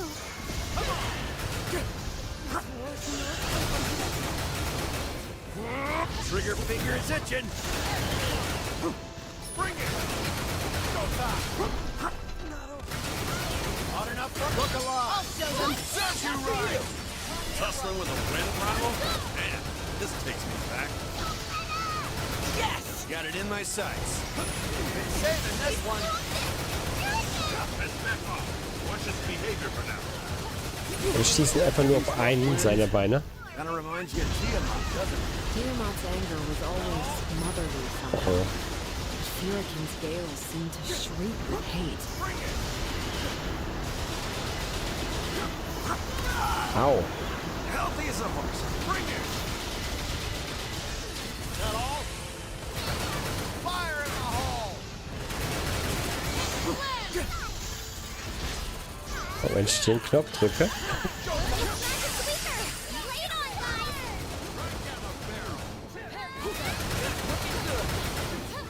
Got a bullet for ya. Take that. Now we're cooking. Let's do this. Hot enough for ya? Oh, fuck, jetzt hat er vorbeigeschossen, ne? It turned into a big wind bullet. How do you stop that? I think I can help. Ah, fuck off. Lord of Light, come forth! Over here! Quickly! You better stay in the bubble! Nice. Thank goodness! Hey, nice, Lyria. Glad he's fighting on our side this time. Focus. Furikin's power is starting to swell.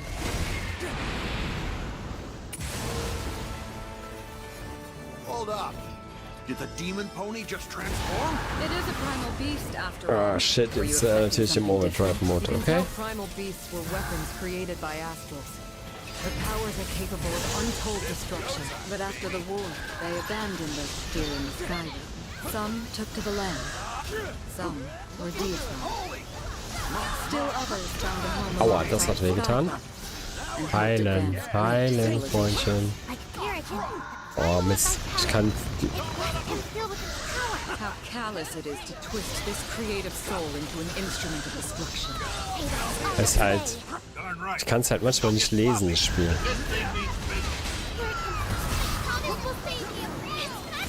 Geh ran. Something about Furikin's power feels unnatural. Huh? What do you mean? I'm not sure, but something isn't right.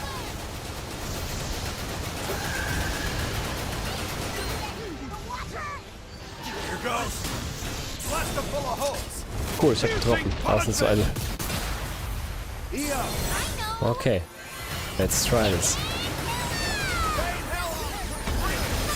Leave it to me. Captain, my turn now. Try to talk to me. Let's make this switch. Go for help.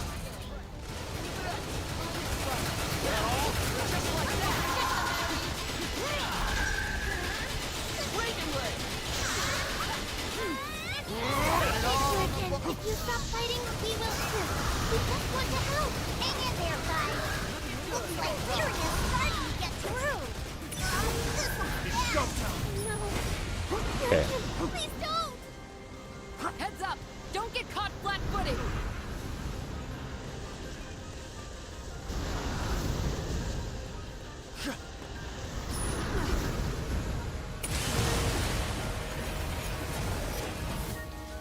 Oh, viel springen jetzt. Denk dran zu springen.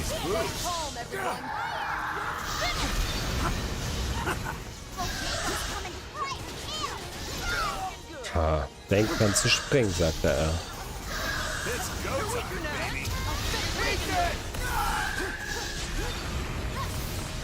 time.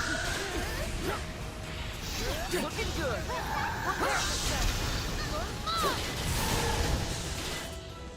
Been saving this one. Rein. Ah, Typ. Don't take your eyes off the fire in the hall. Bring the eye. Oh, you're in for it. Set it off.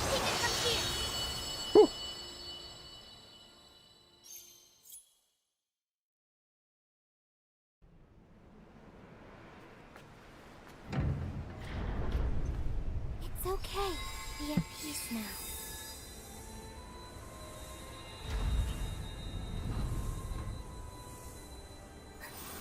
Thank you. And that's a wrap, folks! Booyah! Let's get off this rock and give Fix-It Dude the good news. Hold it. You guys see that ship? Ruby red for the hull? Sticks out like a sore thumb, don't it?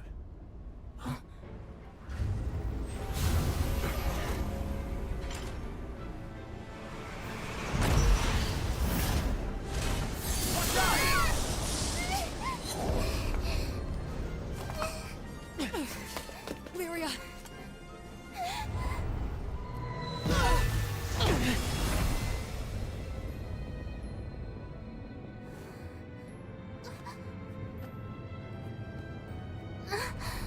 What's this?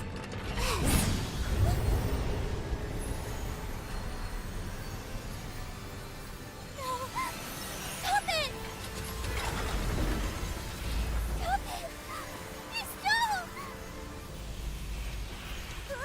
What the heck? The primal beast is being absorbed. But it doesn't... It's not Lyria's doing.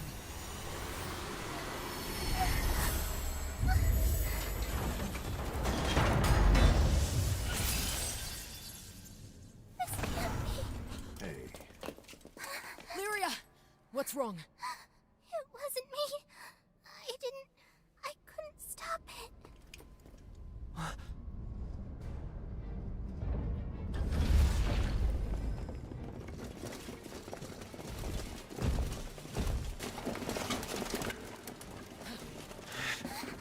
You guys? Who are they? No friends of ours, I'd wager.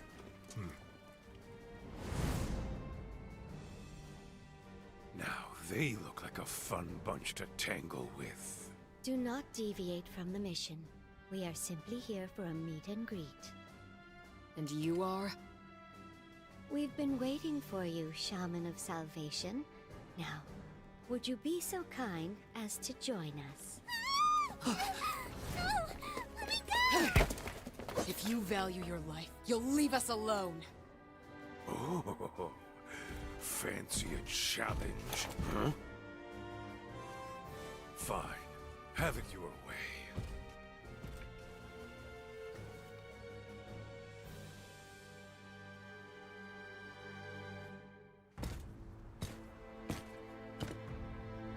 I'll end this in 90 seconds. Who is this freaky guy? Getting some weird vibes here. Okay. Ah, jetzt bin ich Gran, okay. Das heißt, ich kann auch die... Cool. Okay. Not quite. I expected more bite. I'll crush you!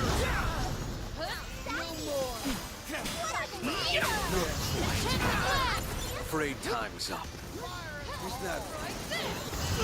Ich weiß nicht warum, aber irgendwie kann ich meine Spezialfähigkeiten die ganze Zeit nicht so wirklich ausführen.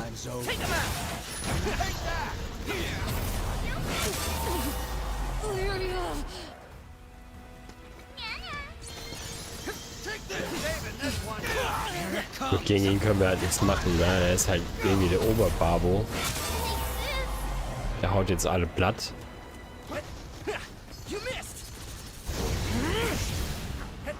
Trigger fingers. Let's go. Get paid enough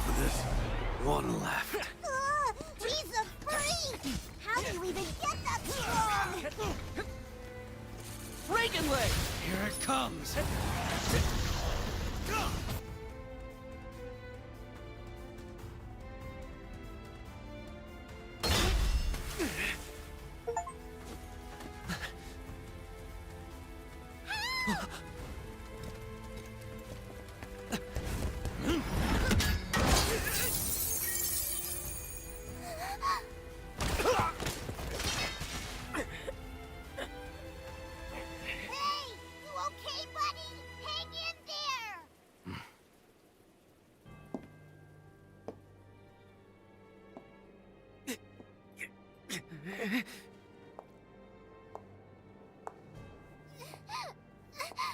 Let go of me!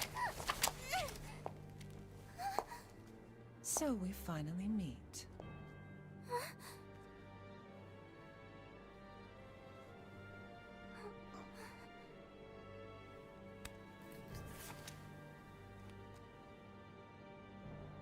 O Shaman of Salvation, long have we waited for this day. What? Shaman? Me? How uncanny. So much in common with the blue butterfly and Seed Hollow's elegy. Oh, my apologies. You must be bewildered by this disrespectful treatment. Who the heck are you? And what do you want from us? Oh. How rude of me. You may call me Lilith. They, the pilgrims of Avia. I, their shepherd. And I will not rest. Not until we open the path to Utopia. Estalucia. Utopia? Wait, you just said Estalucia, but that's the same place we're headed. Ah, truly? Our goals eclipse one another. Then I needn't prattle on. This meeting has proven quite serendipitous. I promise to take care of everything. Now, dear Shaman, prepare yourself for glory, for a grand pilgrimage awaits us. We shall pave a new path to Estalucia. I don't think so. You don't get to make the rules on my watch. You fuckface! It?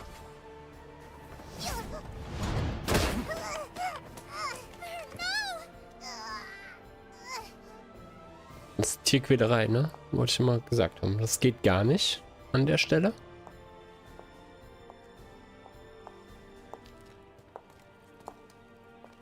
Come, let us return. Ma'am!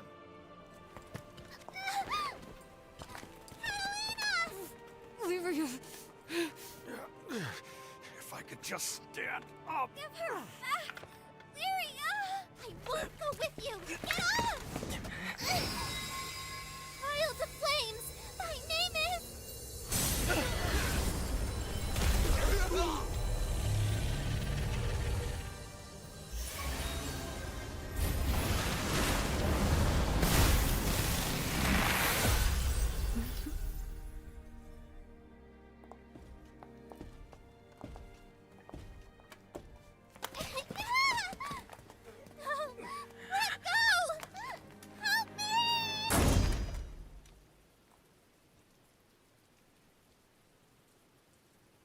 You are unworthy.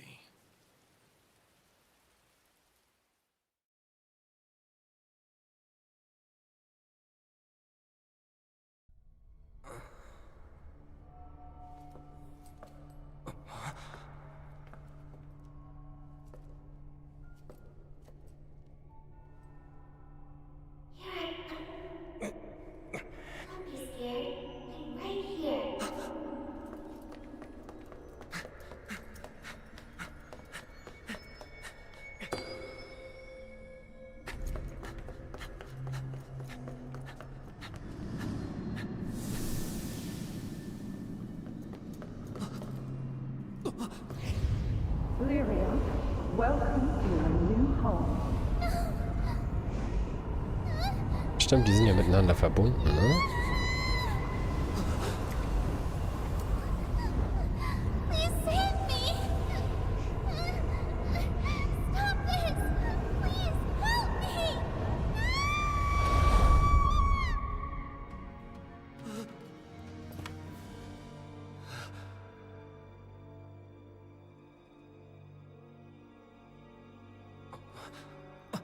Where were you when I needed you the most? You're awake? You big jerk! Do you know how worried I was? First those weirdos took Lyria, and then you wouldn't wake up! Are you gonna be fine now?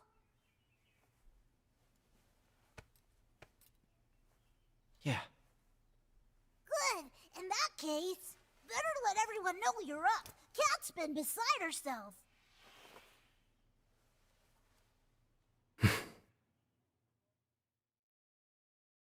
We can't afford to stop. We have to save Lyria. Whoa, try to cool down there, Cat. But I promised her I would show her the outside world, no matter the danger. What if I can't protect her? What if I can't get her back?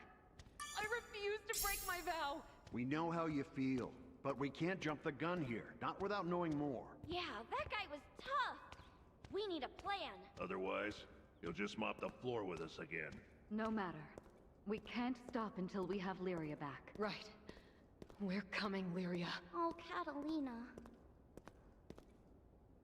Ja, so schnell kann es gehen, ne? Aber jetzt haben wir wenigstens einigermaßen mal eine Mission. So. Auf lange Sicht.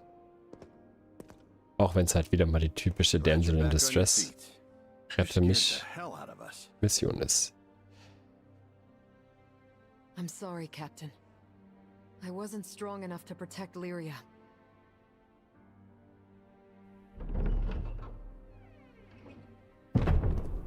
Good news, folks! I got a lead on those ruffians who ambushed you. Really?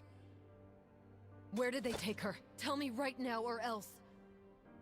Jeepers! Calm down, Catalina. Is that any way to say thanks for the help? Of course. Sorry.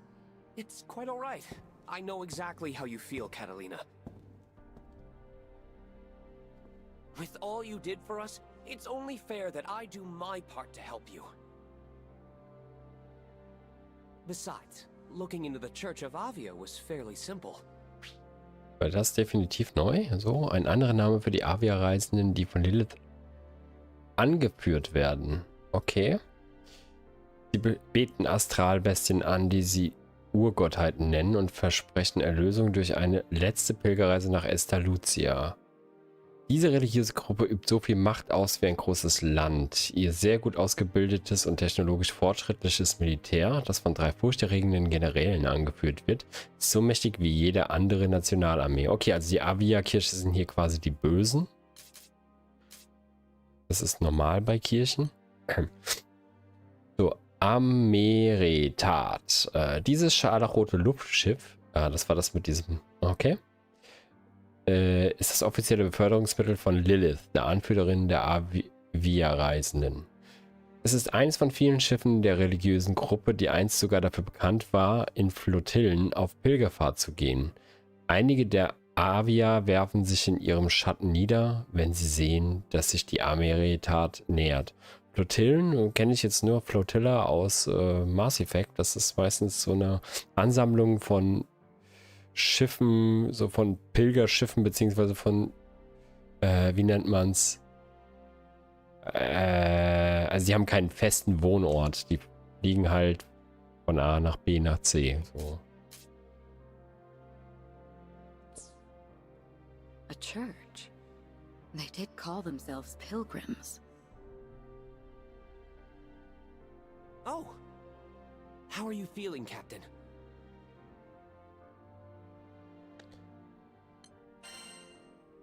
Never mind me. Where'd Avia go? Yes, well. Ist übrigens was Gutes, dass er auch das sagt, was man da auswählt. So, Letania Island, Insel Letania, Lotania eigentlich, okay. Über diese riesige Insel ziehen sich Bergzüge und der höchste Gipfel der Negilith kratzt an der Unterseite der Wolken. Die Luftinsel Letania versinkt das ganze Jahr über in Schnee. Trübselig für die Einheimischen, aber im Sommer wird das Eis von den Bergen abtransportiert und als gefrorene Leckereien in die benachbarten Inseln exportiert. Where's that? Fret not. I'll show you the way myself. Whoa, slow down, champ. First of all, we're skyfarers. We can't be babysitting. Warum nicht?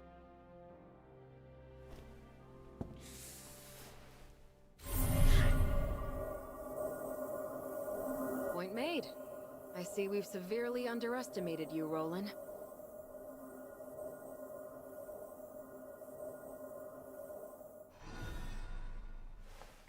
Er kann leuchten?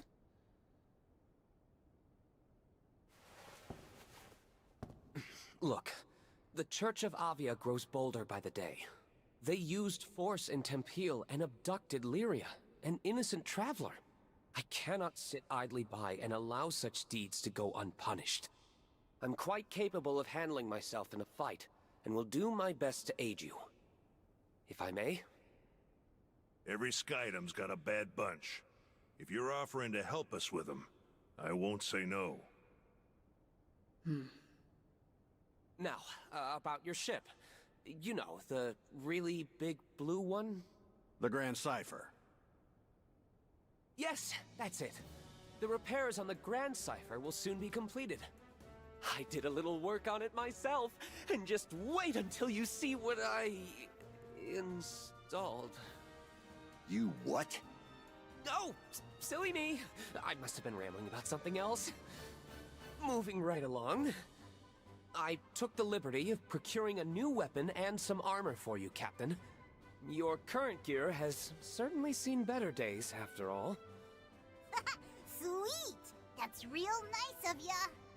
I hate to imagine Folka's fate if your crew hadn't shown up when it did.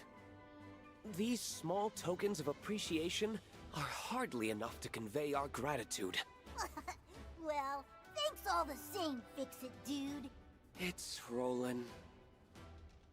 We're grateful for all you've done, Roland. All right, let's get a move on. Sure. Let me pack my things and I'll meet you by the dock. Ich wollte gerade sagen, ich war nicht so sicher, ob das jetzt so schlau war. Aber Hauptsache, ich komme jetzt mal dazu, vielleicht dann auch gleich nochmal die Nebenquests und so abzugeben.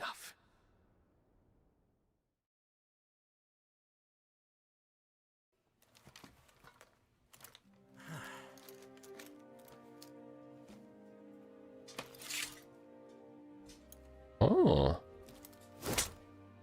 Let's go.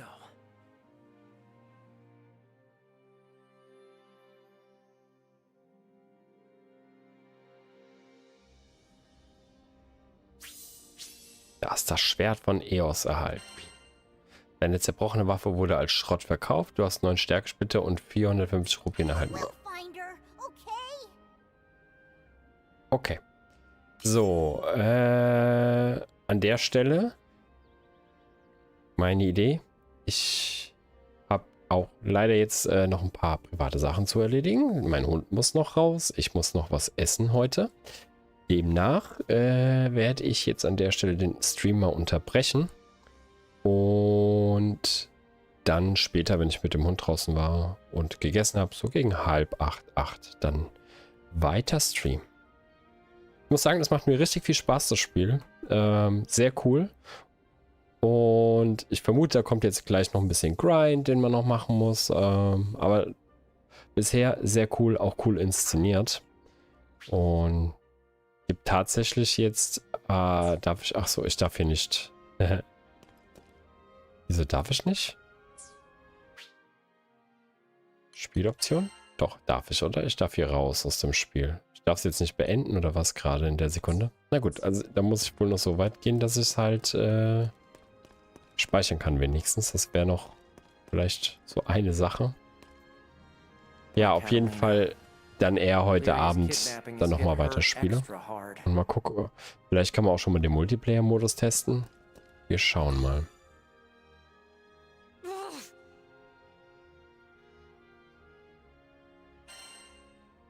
We'll save her, no matter what. Of course. I don't care how strong they are. I'm not... We're not giving up.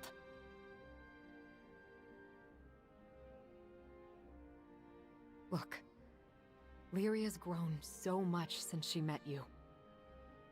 Almost every night, she would come and tell me about her day, and all the new things she experienced with you and the crew.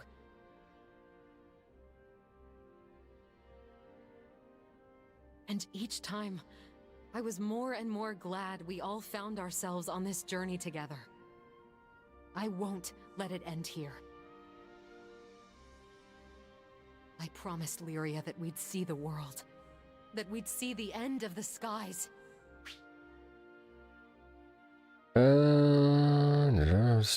Obwohl es ein altbekanntes Märchen darüber gibt, dass Esther Lucia die Insel des Sternenvolkes im Himmelssaum liegt, gibt es keinen Beweis dafür, dass die Insel tatsächlich existiert. Okay. Gelehrte haben viele streitbare Theorien aufgestellt, wie die einer großen Mauer oder eine Utopie von Bequemlichkeit und Gemütlichkeit. Warte mal, wir haben was Neues. Aber hier ist irgendwas Neues. Achso, Rebellenkleidung, okay. Das sieht schon viel cooler aus. Ja. So I swear, we'll get her back. Together, as a crew.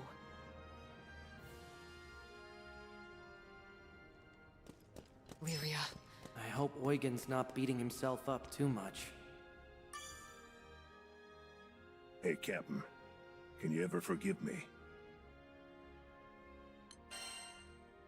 It's all good. Nah. I haven't been taking things seriously enough. See, I had a bad feeling the second I saw that red ship. When you've been through as much as I have, you develop a sixth sense for danger. But I still ignored the warning bells. Damn it all. So much for calling myself a guardian. Can't protect a damn thing. Well, I ain't giving up on Lyria. I'm bringing her home, and nothing's gonna stop me. Oh, they'll pay. I'll show them what an old vet can do. Jetzt gerade mal kurz schauen, ob es hier noch irgendwas zum Sammeln gibt vielleicht.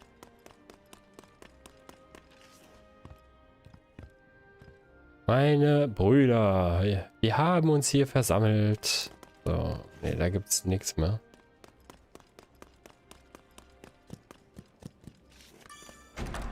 Das heißt, wir kommen jetzt wieder ins Dorf und können dann speichern hoffentlich. So, die Schmiede hat einen neuen Dienst. Ein Ausrufezeichen auf dem Symbol eines Gebäudes bedeutet, dort gibt es etwas Neues Sehenswertes. Okay. Dürfen wir jetzt wieder hier rein? Ah, so. So, dann jetzt also mal speichern. Und dann jetzt bis später. Also